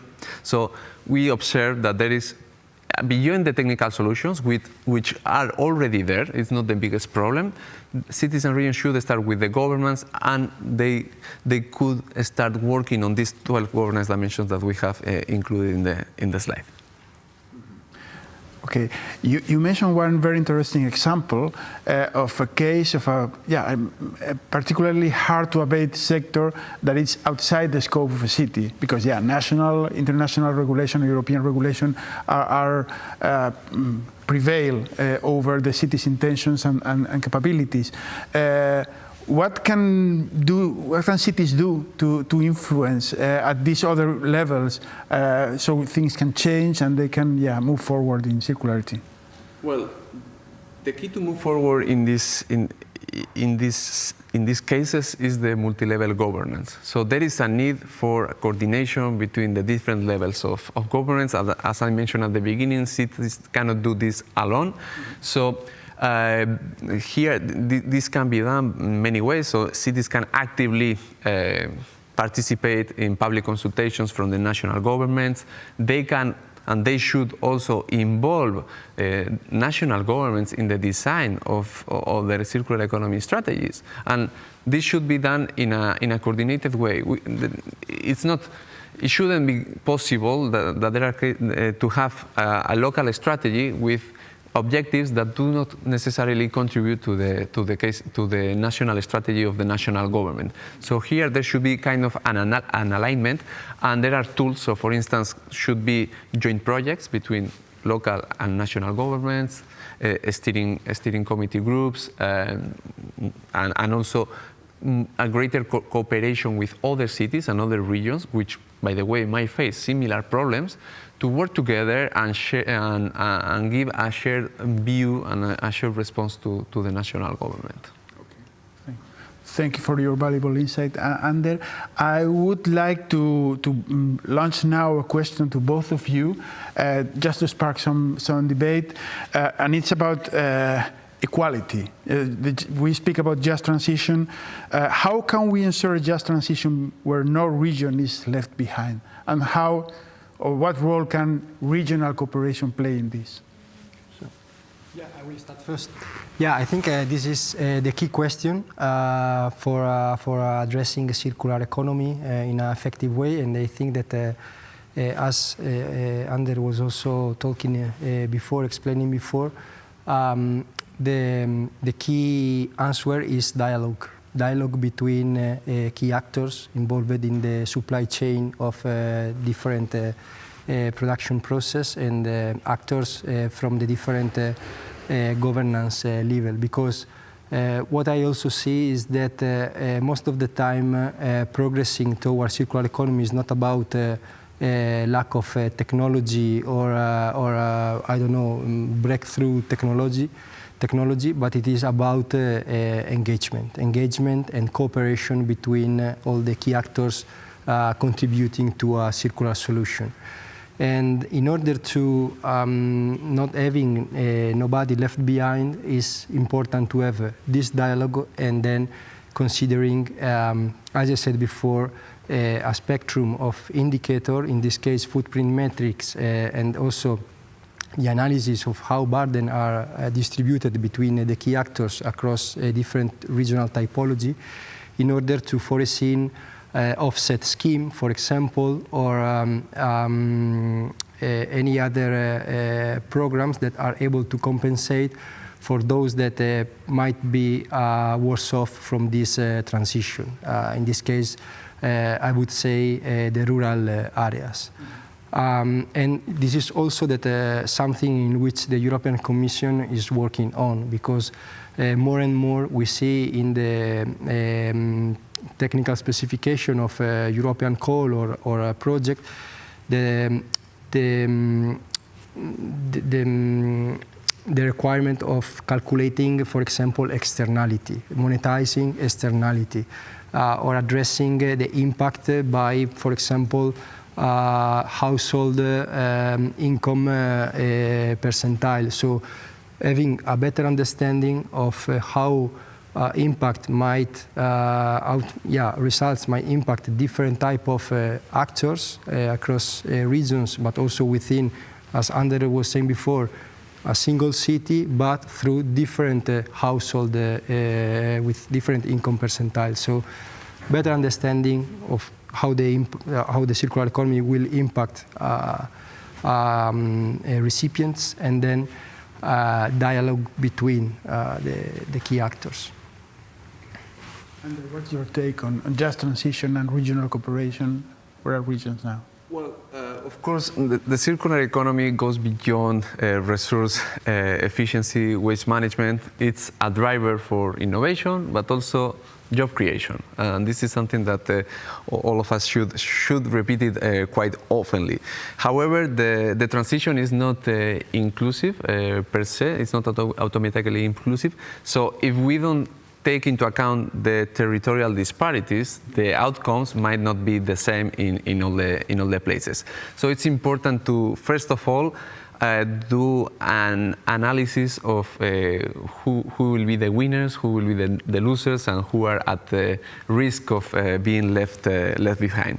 So as I mentioned, there is a great potential for job creation.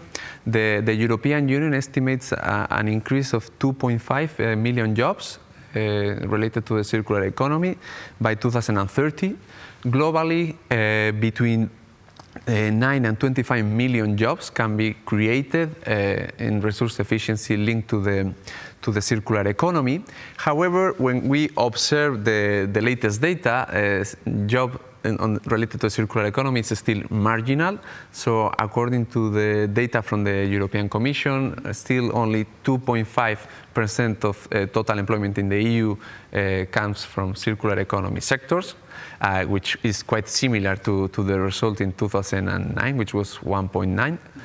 And again, in most of the cities, in these cities which could be maybe more advanced, this is still below this 20%, the 20%.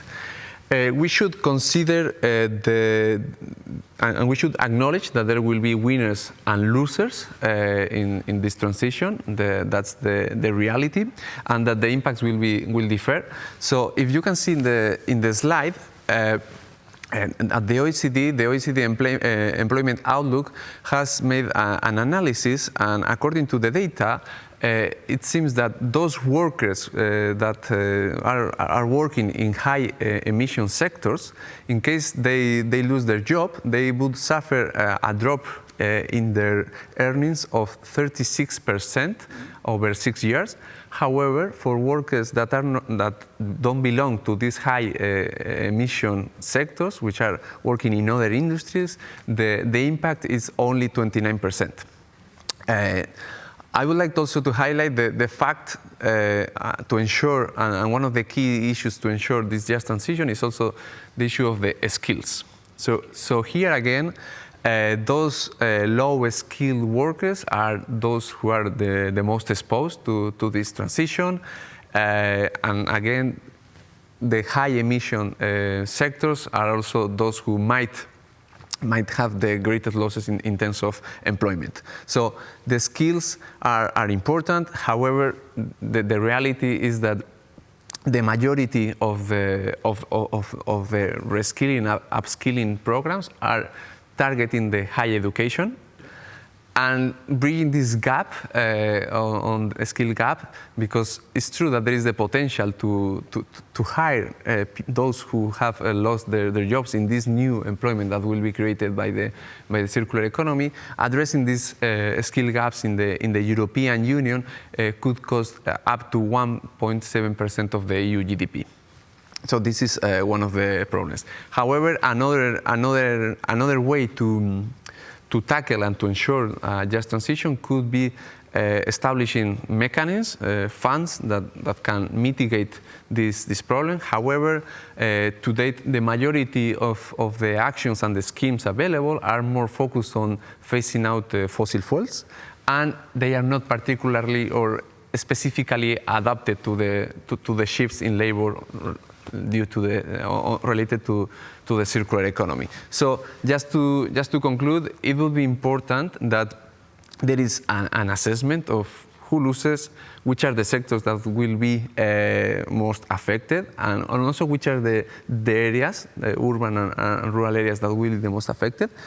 And it's important that there is a tailored territorial approach to the different realities of cities and regions, so there is no one-size-fits-all solution that can help all of them. Well, this is a very interesting subject, but I'm afraid we are running out of time. I want to thank both of you very much for your insight, Marco and Ander, for your valuable contributions, and to all of you in your audience for your active participation and thoughtful questions. This conversation has clearly shown the importance of territorial approaches to the circular economy and their role in delivering a climate-neutral future. If you'd like to explore more of the territorial dimension of circular transitions, I encourage you to visit the ESPON website and check out the CIRTER project, which offers rich data, maps, and policy insights. We'll look forward to continuing the dialogue. Thank you again, and enjoy the rest of the event.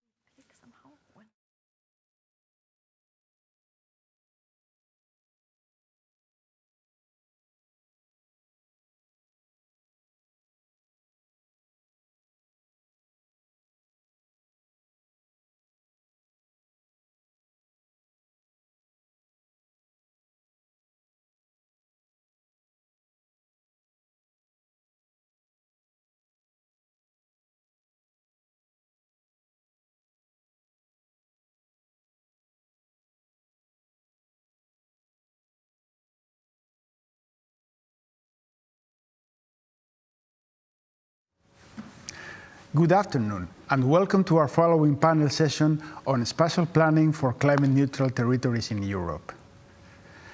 It's a pleasure to be here with such a knowledgeable panel of experts working at the intersection of spatial development, environmental policy, and climate action.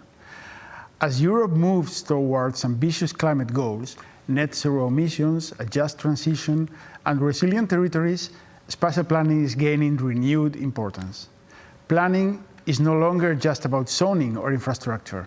It has become a critical tool to script systemic cross-sectoral responses to climate change. Whether it's limiting land take, managing energy transitions, or balancing competing uses of sea space, how we organize our territories today will define our sustainability tomorrow.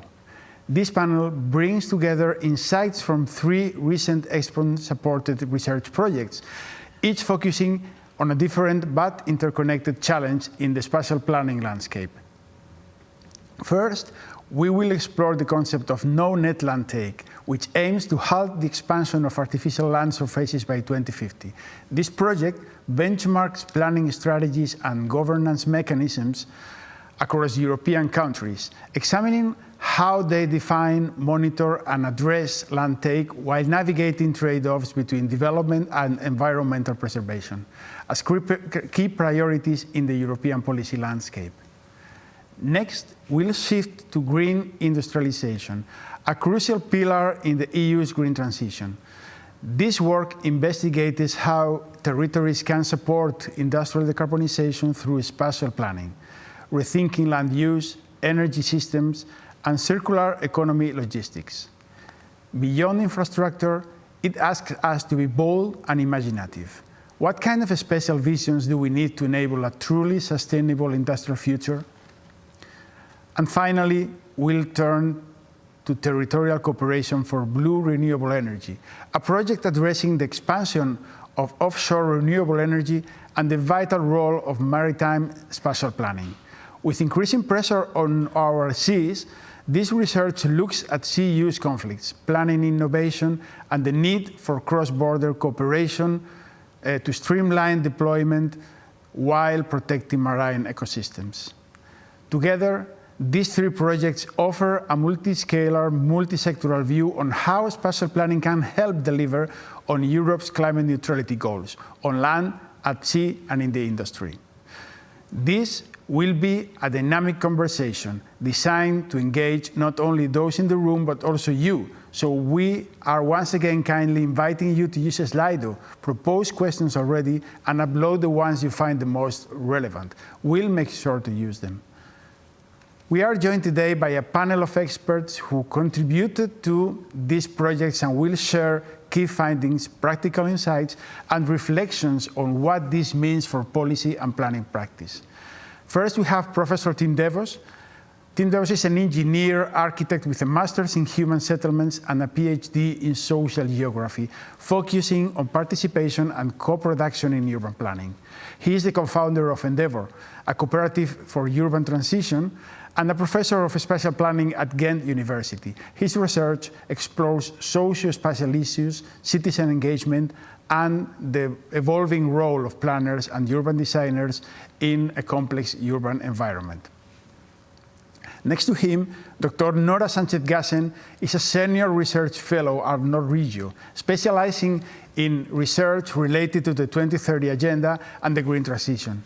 Since 2018, she has focused on supporting the Sustainable Development Goals implementation at the local and regional levels in the Nordic countries.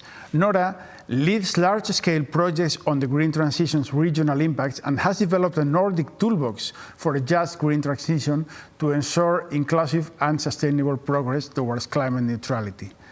And then we have Frank Holstein again.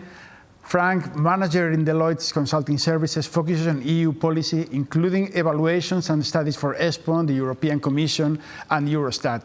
With 10 years of experience in policy research, Frank specializes in EU cohesion policy, territorial development, and multi-level governance. He holds a master's in European spatial planning from Radboud University and has contributed to projects such as COBREN, focusing on marine spatial planning and territorial cooperation in Europe. Tim, let's start with your question. The EU soil strategy requests member states to define objectives to reduce net land take by 2030 at national, regional, and local levels. You have explored in this study how different countries not only define but also monitor net land take in different ways. Can you tell us about it? Yes. First off, thanks for the invitation. It's very nice to share some insights from this interesting study. And as you said, it all started with this EU soil strategy to aim for healthy soils by 2050, and net land take is a very important aspect of that. And there's no better way to kind of demonstrate that through this first image, showing how we have seen a very big percentage of land still being taken up by artificialization. Between 2000 and 2018 is the image you see here, where over 30% increase in artificial land cover has been going on. So making it super urgent to understand why no net land take is such an important aspect of trying to achieve healthy soils, but also broader sustainability goals. So in this project, we try to take this as a starting point and look at how different countries throughout Europe have been taking this agenda up in a diversity of ways. And then it became very clear, very evident, that there's a whole lot of ways of defining, monitoring, implementing no net land take strategies across Europe. And that's actually what we've been looking at. And so it's very interesting to see how there's a wide variety of both definitions and monitoring frameworks in place. There's, to start off, no single definition or method for tracking no net land take, because different countries are doing it in different ways. Some countries have set very clear quantitative national targets, while in other countries there is still no target set in a quantitative way up to this point. And to make things even more complicated, for some there's no legal ceiling, for others there are some legal ceilings, for others it's very much open to interpretation, and also in some countries it's left to regions, or particular regions, to implement these national strategies. And what we try to do is try to find like a sort of overview of what is going on with this definition. And I brought some examples. For example, in Germany, a national goal has been set of trying to achieve less than 30 hectares a day land take by 2030. But this is definitely not uniformly applied. There you see the challenges. For example, not all federal states are implementing this target. While, for example, in Luxembourg, very different context, of course, much smaller country, but we see that there's an aim for 0.25 hectares a day by 2035, which has been made part of a national master plan. So a very different way of implementing and anchoring this strategy. But other countries like Poland or Czechia, they have no kind of fixed quantitative targets just yet. So there's a large discrepancy of what's going on throughout Europe. In addition, the way it's monitored, it's very different. For example, there's the classical way of monitoring it based on fiscal declarations, but that's very complicated because sometimes things such as road infrastructure or private gardens are not taken into account. Well, this is definitely a form of soil sealing to some extent. And different countries are developing new ways to deal with it. For example, in France, there are methodologies, GIS-based, being developed to try to monitor soil sealing in different ways, but also including gardens and parking areas in this analysis, and how do we do so. And other countries or other regions like Flanders, for example, there's a much more, let's say, photo interpretation-based reasoning where they're defining 10 by 10 squares and trying to look at how is, based on this almost grid across the territory, how do we see soil take kind of changing. So that was very interesting to see and observe these differences. But at the same time, we see that it's very hard to implement these no net land take goals because it really shakes to the core some, the legacy of certain planning systems. While old zoning plans, which are often still at play, they have allocated certain greenfield land for growth development, for extra housing developments, and it's very difficult to overturn this because this is very tied into legal issues. It's very politically very challenging to put this on the table and overthrow these planning systems. And at the same time, we also see that local tax systems still reward to some extent, or at least not penalize, greenfield developments, making these things very complicated in essence. And then there's a lot of different other challenges, like the idea that no net land take will require multi-level governance across municipal boundaries, even across regional boundaries. And a lot of regions are not ready for this when it comes to spatial planning systems and regulation. that's to point out some of these very vital thresholds to be overcome. But at the same time, we saw that going into discussion with people from different countries, experts, we saw that there's also a very big potential in this no-net land take goal, because there is a need, or there is a sort of hunger for a common discourse on what no-net land take can mean and what it could mean across Europe. And really tapping into this is a very important issue. At the same time, it is a very strong concept to bridge ecological and planning goals, because it really bridges issues of zoning, land use, but also soil quality and biodiversity. And in that sense, it's a very interesting lever that could be used to that extent.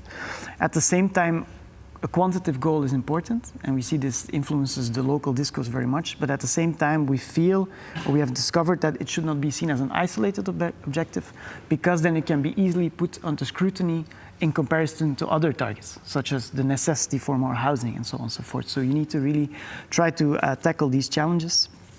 And I think that's some of the main things which came out of this study, which we can expand on. Many questions come to mind, but I would underline what you said about, or I feel from your words there's a kind of friction between the usual planning practices at the local level and the objectives that no-net land take wants to achieve globally, or not globally, but at a wider scheme. How can planners and policymakers balance these frictions, these short-term development pressures with long-term goals of sustainability? How can we address different scales, local versus regional versus national, in this approach?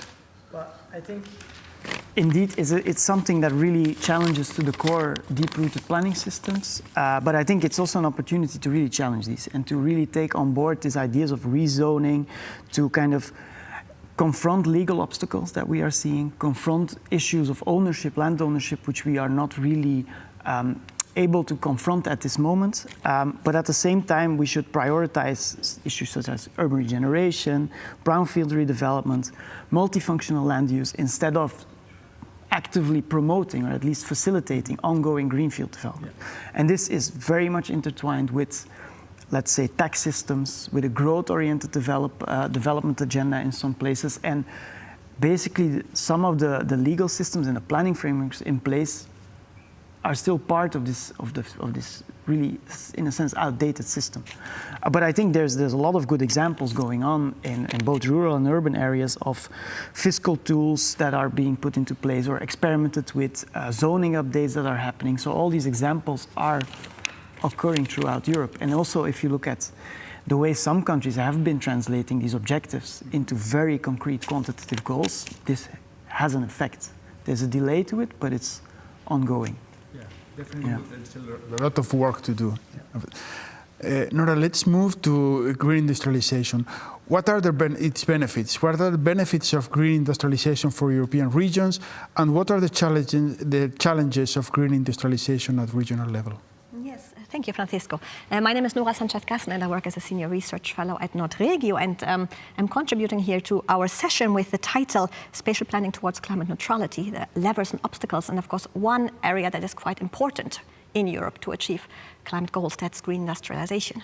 We need to look at our industries, and when we talk about green industrialization, essentially we're talking about two different processes. On the one hand, greening our existing industries, so to say. We have to move away from the use of fossil fuels. We have to lower emissions, embrace circular economy, become more resource efficient, all of these things. So the existing industries that we have, they demand our attention. But of course, the green industrialization, the processes that we're in, they also hold a lot of opportunities and potential for new green industries. If you simply think about green energy provision, for example. If you think about the circular economy, there's a lot of opportunities for new businesses and new investments in this area as well. And we at Nordregio, together with ESPON, have written a working paper on this topic that you can see here on the screen, that was done on behalf of the Swedish presidency of the Council of the EU, because green industrialization was a key topic for the Swedish presidency, we can say. And in this paper, we've tried to identify a bit the opportunities, but also the obstacles of green industrialization for regions and municipalities in Europe. Because of course, green industrialization doesn't happen sort of in no space. It happens in a context. It happens in our municipalities. It happens in our regions. There's very different developments going on depending on the context that we have and the conditions that we have on the ground. So in this publication, we've tried to identify some of the opportunities. We've tried to identify and discuss some of the challenges and dig a bit deeper into this topic, what green industrialization means for regions and municipalities. And you can say that, of course, there are a lot of opportunities involved here, especially if you think about remote areas, rural areas, perhaps those areas that have experienced stagnation or decline. If green industrialization takes place, especially if there come new investments, new business opportunities, that may be very good for some regions, for some municipalities. It may lead to the creation of new economic opportunities, perhaps new jobs. This may benefit people who live in those areas, in an ideal sense at least. It may be one of the solutions that can contribute to reduce out-migration, for example. You may even manage to attract some newcomers to certain regions if there's new economic opportunities that arise. And all of this has repercussions, of course, if you think about these demographic trends and implications. Think about public service, for example. If there's this new energy, some new investments, some new developments going on, it may mean that it's easier, for example, to uphold public services. So there's a lot of ripple effects that municipalities and regions can think of. But there's, of course, also challenges that may come with green industrialization.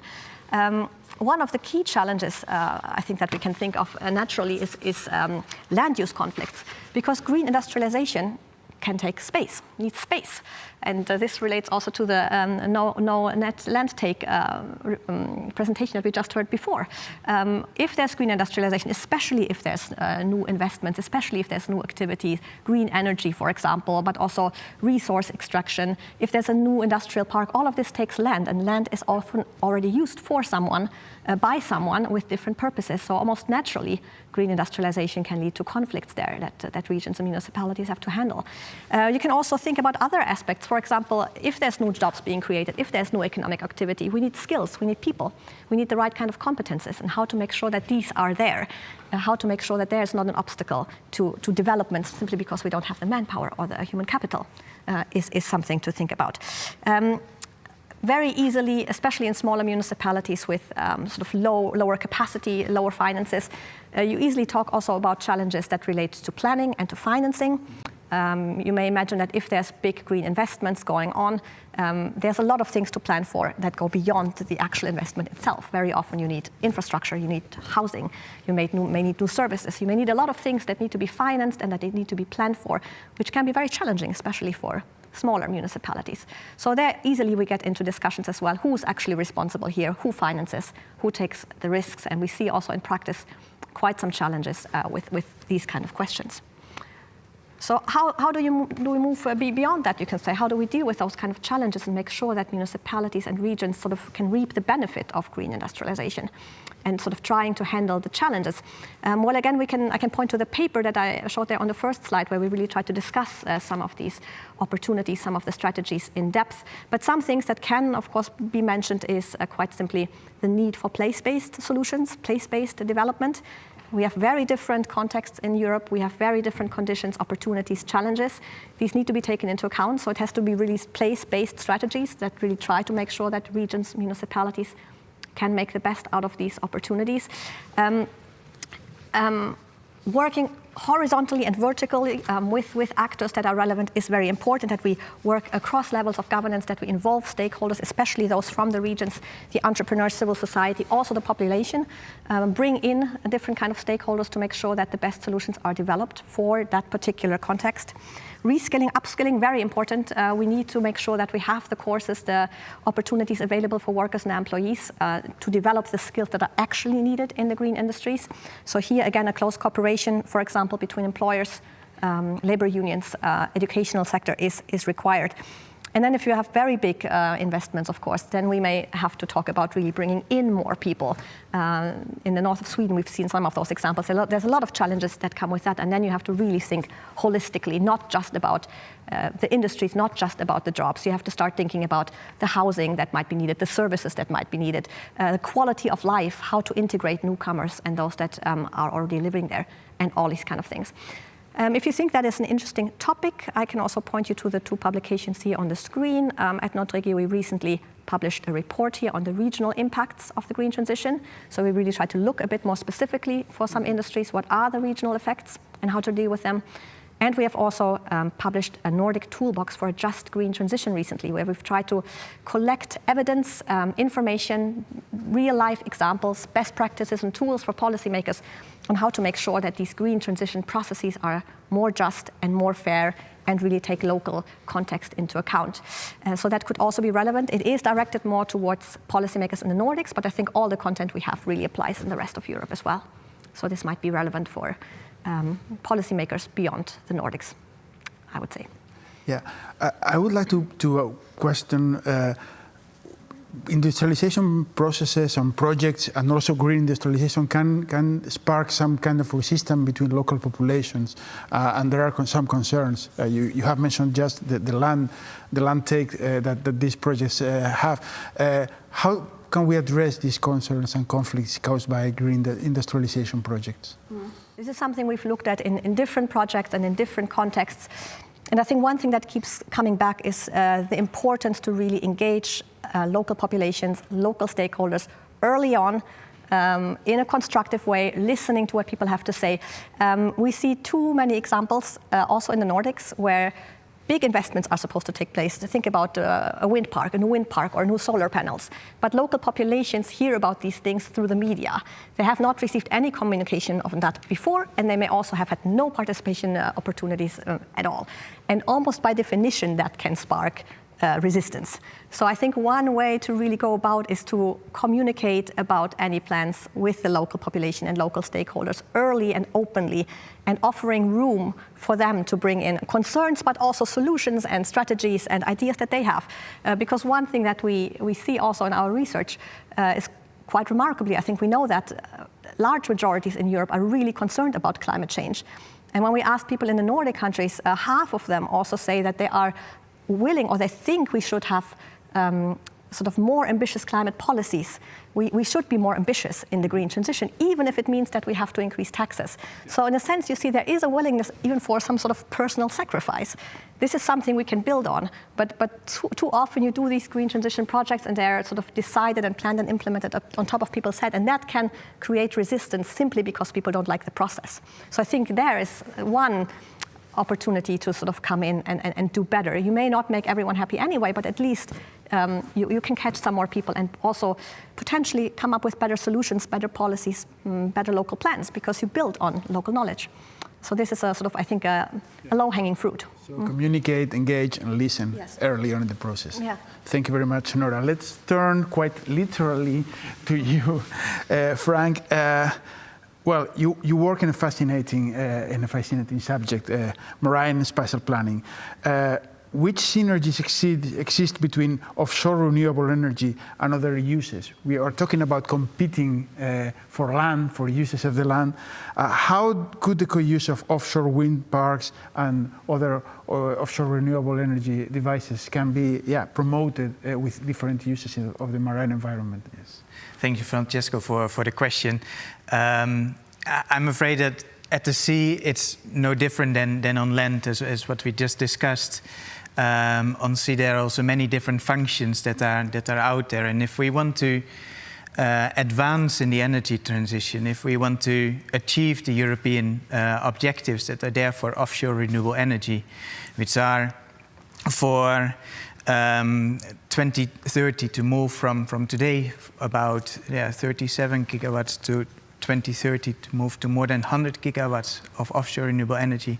And when we go to 2050, we talk about more than 300 gigawatts of offshore renewable energy. So there is a lot more offshore renewable energy, which requires also a lot more space. Yeah. And of course, there is other sea uses as well. So we have the different kind of the classic parts like fisheries or shipping, nature conservation. So all these kind of sea uses, they demand the space, and if we want to increase one of them, that creates some parts. So if you look at the map that we have on screen there as well, the European seas are not that empty as it might look like when we are standing on the beach. So there is a huge part to do. And actually, if we want to tap into the potential that we have out in the sea, we will need to seek those kind of synergies. Mm-hmm. And that would require, that we need to seek how can we combine offshore renewable energy with those other sea functions that we have. And in theory, we can seek those synergies with all of the different sea functions, except for shipping. Shipping by international law, we cannot combine any kind of offshore renewable energy in shipping lanes. And if we zoom in maybe on one part of the part, because this map shows very much European seas as full, but if we look into the Baltic Sea, we might see a few more differences that are out there. So there we also see on the next slide the along the coast from Finland, for example, you see all the white lines in the orange part, which are the shipping lanes. So here we cannot do offshore renewable energy. But all the other colorful parts, there is potential for offshore renewable energy. So that can be wind parks, that can be solar fields, it can be tidal energy or wave energy. You also see a lot of striped areas on the map as well. And these are kind of the other sea functions. So I mapped here some of the parts which are more speaking to the eye. So which is aquaculture, nature protected area, as well as military zones. So in theory, we can have synergies, we can combine offshore renewable energy with each of these kind of functions. We can have a wind farm and make sure, okay, there is no other kind of activities around there, so nature can evolve in those areas. So in theory, that all works. What you also see on the map, and if we zoom in on the nature conservation areas, these are the ones in green highlighted. There's different shades of green in this map. So we have the light green around Sweden and Poland, for example, where overall at national policies it said, okay, here we support this kind of synergies. We can do this kind of combination of nature conservation with offshore renewable energy. Whereas we have other kind of countries where maritime spatial planning does not allow this. So also at sea, maritime spatial planning, it's about this zoning, mapping this kind of different functions and putting that all together. So that works exactly the same way as on land. And we need to really, if we want to unlock this potential of offshore renewable energy and meet those European targets, we need to combine those functions at sea. Okay. It is very interesting how, again, we are competing for the same space for different uses. I understand that you are proposing, or maritime and spatial planning is also proposing to combine uses, and this might create friction, for example, with fisheries, which is a more traditional use of land, of sea space. How we can reconcile these different interests? Are there any good practices also on how to bring these different interests together? So from the Cobram projects, we saw a few examples of doing that. A lot is what Nora also highlighted, is about stakeholder engagement, making sure within the different practices you create this kind of social acceptance. So early on talking with the different communities, and okay, if we want to develop offshore renewable energy, did you engage in that kind of part? We also have seen practices, one of the case studies, what we have seen in Denmark, where during the construction phase of a wind farm in this case, and what we call a bottom fixer, these are the wind turbines which are really touched upon the seabed. During the construction phase, they give compensation to the fishermen for the disturbances during that part. At the same time, it's also what we see in our case studies, a lot of showcasing the benefits of it. So when you go in dialogue with the different stakeholders, and in this case, the fishing communities, showing the added value or the contribution, what offshore renewable energy can also bring, because this might be areas where there's less shipping, where maybe afterwards, after construction phase, where there may be more fish coming around, because maybe more nature or sea plants are developing there, and maybe it's actually more fish are going there. So for the fishermen, it can be beneficial as well. And this kind of the stories, and there may be more added values that need to be told to make sure you get everybody on board. Yeah. So one commonality we can see here is, again, conflicting interests of use of space, be it sea or land. What is the role, this is a question for the three of you, what is the role of cross-national or transnational cooperation in this? Is there any European framework that we can use to reconcile these conflicting interests and to kind of, organize the different priorities and the different interests that drive green industrialization, the use of land, the use of the maritime space? Who wants to react to this? I think in general, sharing experiences across countries is super valuable. And often this discussion gets sort of bogged down in differences, or saying, okay, but the legal frameworks or the planning frameworks are definitely different. But in essence, this sometimes kind of blocks the actual exchange, because there's something to learn from these different experiences. And in my feeling, it often gets limited too much by this idea of it all being different in terms of housing cultures, planning cultures, or even the suburban dream, which might be more present in another country than. But in essence, that doesn't mean you cannot exchange on certain wins or even on certain experiences in depth, not on a general level. And I think there's a lot of work to be done there. I can also absolutely support that thought, that even I recognize this, the stressing of differences and why a case cannot be transferred. But often it's not about transferring a specific case one by one. It's just taking inspiration and seeing what is there some element that might work for us. One thing we can also add, maybe it's not so much about conflict resolution or the alignment of interests, but very often I think cross-country collaboration or cross-regional collaboration can open new paths for solutions. I've talked a little bit about some of the challenges that come with green industrialization, all of the things that need to happen, sometimes in small municipalities with limited capacity. But if you work across municipalities, across regions, perhaps even with regions on the other side of the border, sometimes solutions can be found. Think about transport, access to education, access to healthcare.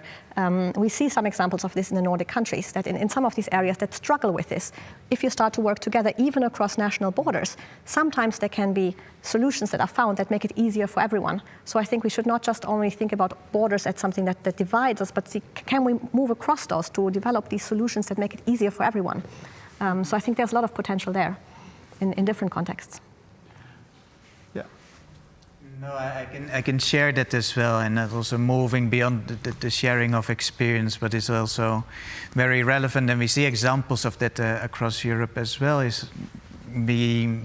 the project we look a lot into national maritime spatial planning plans, with the countries' delineation and the seabed maps the different functions, what are out there, what are the synergies, what are the barriers, what are the stakeholders that need to be done, but moving that broader, doing this kind of elements at the sea basin level. So within, in particular, the North Sea and the Baltic Sea, they're quite active in that, but as well as in the Atlantic Sea and the other seabeds, we also see people are active in that, and that solves part of the differences that we have in terms of where is a certain sea function a barrier, or where can it function as a synergy to advance offshore renewable energy.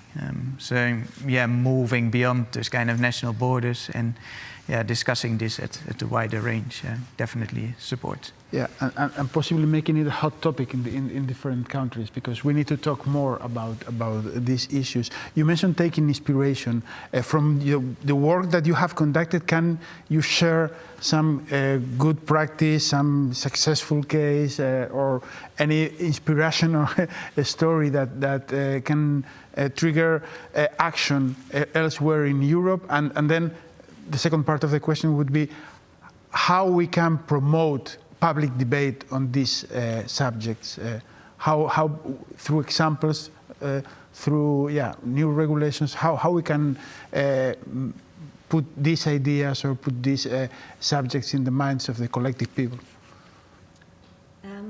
I mentioned the Nordic toolbox that we have created for policymakers and how to make the green transition, these processes, a bit more just and fair, think about the impacts, etc. And there we've tried to collect quite a range of different real-life examples on what has been done. There's quite a few examples, for example, on how you can engage people, both in national level elections, but also at the very local level. There are some examples. Denmark is one that comes to mind, where those who are behind a big new green investment, a big new green industrial area, have really engaged the population early on, where the population could also come in as shareholders, benefit from the processes that are taking place there, where there was a very close collaboration with different stakeholders, from civil society to school to local entrepreneurs. So there are definitely examples to learn from, and we have tried to pinpoint some of those in this toolbox that I mentioned. So this is a place to go to find some of those examples. We have some more in-depth descriptions of those as well, done by colleagues at Nordregio who know all the details about this. Tim, for Netland Take.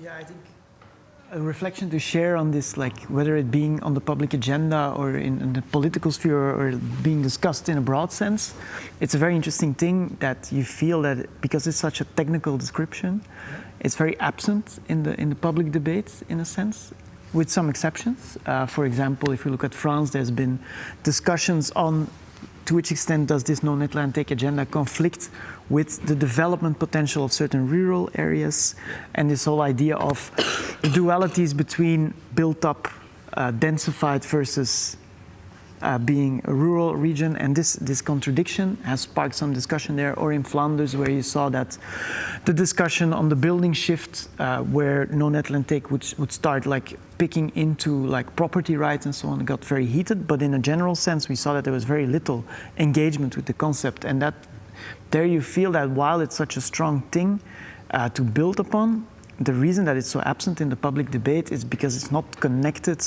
that much to other ongoing issues, to other things such as housing, access to natural resources, and so on and so forth. So this whole idea of do not fall in the trap of defining only technical-oriented goals, but really build it up in a sort of discursive way connected to storytelling approaches to really connect to ongoing shifts, which needs to happen also on a personal level, is something which I found fascinating. If I can just add to that, that resonates with some of the research we've been doing, where we see more and more a demand, not just for doing the policies, but to build visions and stories, like you say. So a demand to create a vision, not just set a quantitative goal that shall be achieved, but also to describe, okay, how will the future look like? For example, if we manage to limit land take, or if we have these green industries in our area, how will the future look like then? What does it mean for us who live here? What are some of the challenges, and being honest about that, but also really point to what are some of the improvements we're trying to achieve? What is the goal we are all working towards? Because then it becomes much easier to also align different stakeholders to move towards that goal, and to have conversations also about what do we want. So I think what you said about the importance of visions and storytelling, I think we see that a lot as well. This is a fascinating, a very interesting aspect, and I think it relates to the three projects or subjects, the conflict or the tension between local visions and local necessities and common European vision or common European goals. How do this conflict? How do they can be reconciled?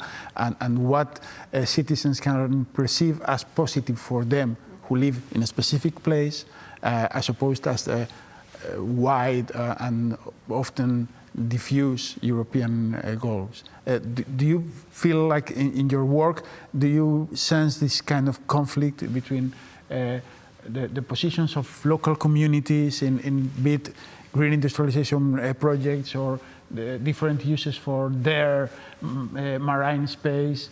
I don't know. How can we manage this kind of conflict? I mean, we have seen it a lot, a slightly different topic, but we've seen it a lot in relation to the Agenda 2030, when that came in the Nordics, but I imagine it's similar in the rest of Europe. You have these global goals, which all sound very good, and I think a lot of people can get behind it. But what do these goals mean concretely for us in the place where we live, in our communities?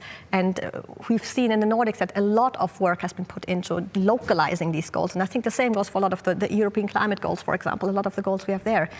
They sound nice, and I think a lot of people can get behind them, but they can also be very abstract, and trying to break it down to the regional, local context and see how can we here contribute, and what does this mean for us, and what do we want, how do we want to contribute, and what do we want to achieve. I think this is a very important task, but there's also a lot of work that has been done, so a lot of experiences to learn from on how to do this and how to have these conversations and this kind of planning. So I think especially from the Agenda 2030 experience, a lot also to take on for other policy contexts. And one last question maybe for all of you about the governance mechanisms that we have in place to develop these policies and the ones that we need to design for the future. What are the limitations of the current governance mechanisms and what governance mechanisms we have to put in place for the future to implement non-net land take, reindustrialization, the correct use of sea space? So in terms of marine spatial planning, it's a lot about coordination between different sectoral ministries. So I think that is the governance part, what comes in mind immediately between. It's not only the ministries who are responsible overall for offshore renewable energy, but also the different kind of parts that need to coordinate. So this kind of coordination and dialogues need to happen. And what is for me important in that is to do that on the basis of evidence as well. So within the tools and frameworks from the Maritime Spatial Planning Directive or from the MSP Global, so UN guidelines for maritime spatial planning, impact assessments are also a key tool. So these are kind of parts that provide the evidence how, if we put offshore renewable energy in a place, how does that create, what are the implications for the other functions. So this could be a tool to actually engage and encourage this kind of cross-sectoral discussions. Okay, any reaction from you? I think, in general, working across different levels of governance is, of course, always important, but always also a challenge. But one thing that I wanted to add, I think, is important, even if we work in a municipality or a region, working across sectors and silos seems to be very important. We see that often a lot of more ambitious visions and policies and projects can be achieved if we stop working and thinking in these silos, where often in different, let's say, departments or parts of a local administration, if we work across them, if people are actually aware what goes on in my municipality, in my local authority, what are the different things we're trying to achieve in transport, in agriculture, in all of the different areas, and how can we work together, and how does it all fit together to a broader vision for our municipality or regions. I think if we manage to break across these silos and coordinate better there, you can see in those examples where efforts are made and where it's being done, often it's easier to achieve these larger goals.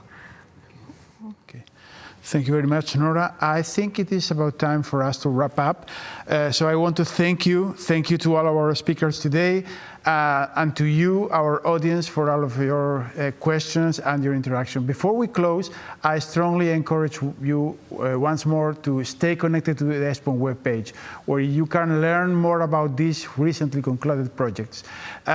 And I, once again, urge you to follow their updates, to stay informed, to stay engaged with these and other ESPON activities on climate neutral territories. Thank you for being here with us tonight, and goodbye.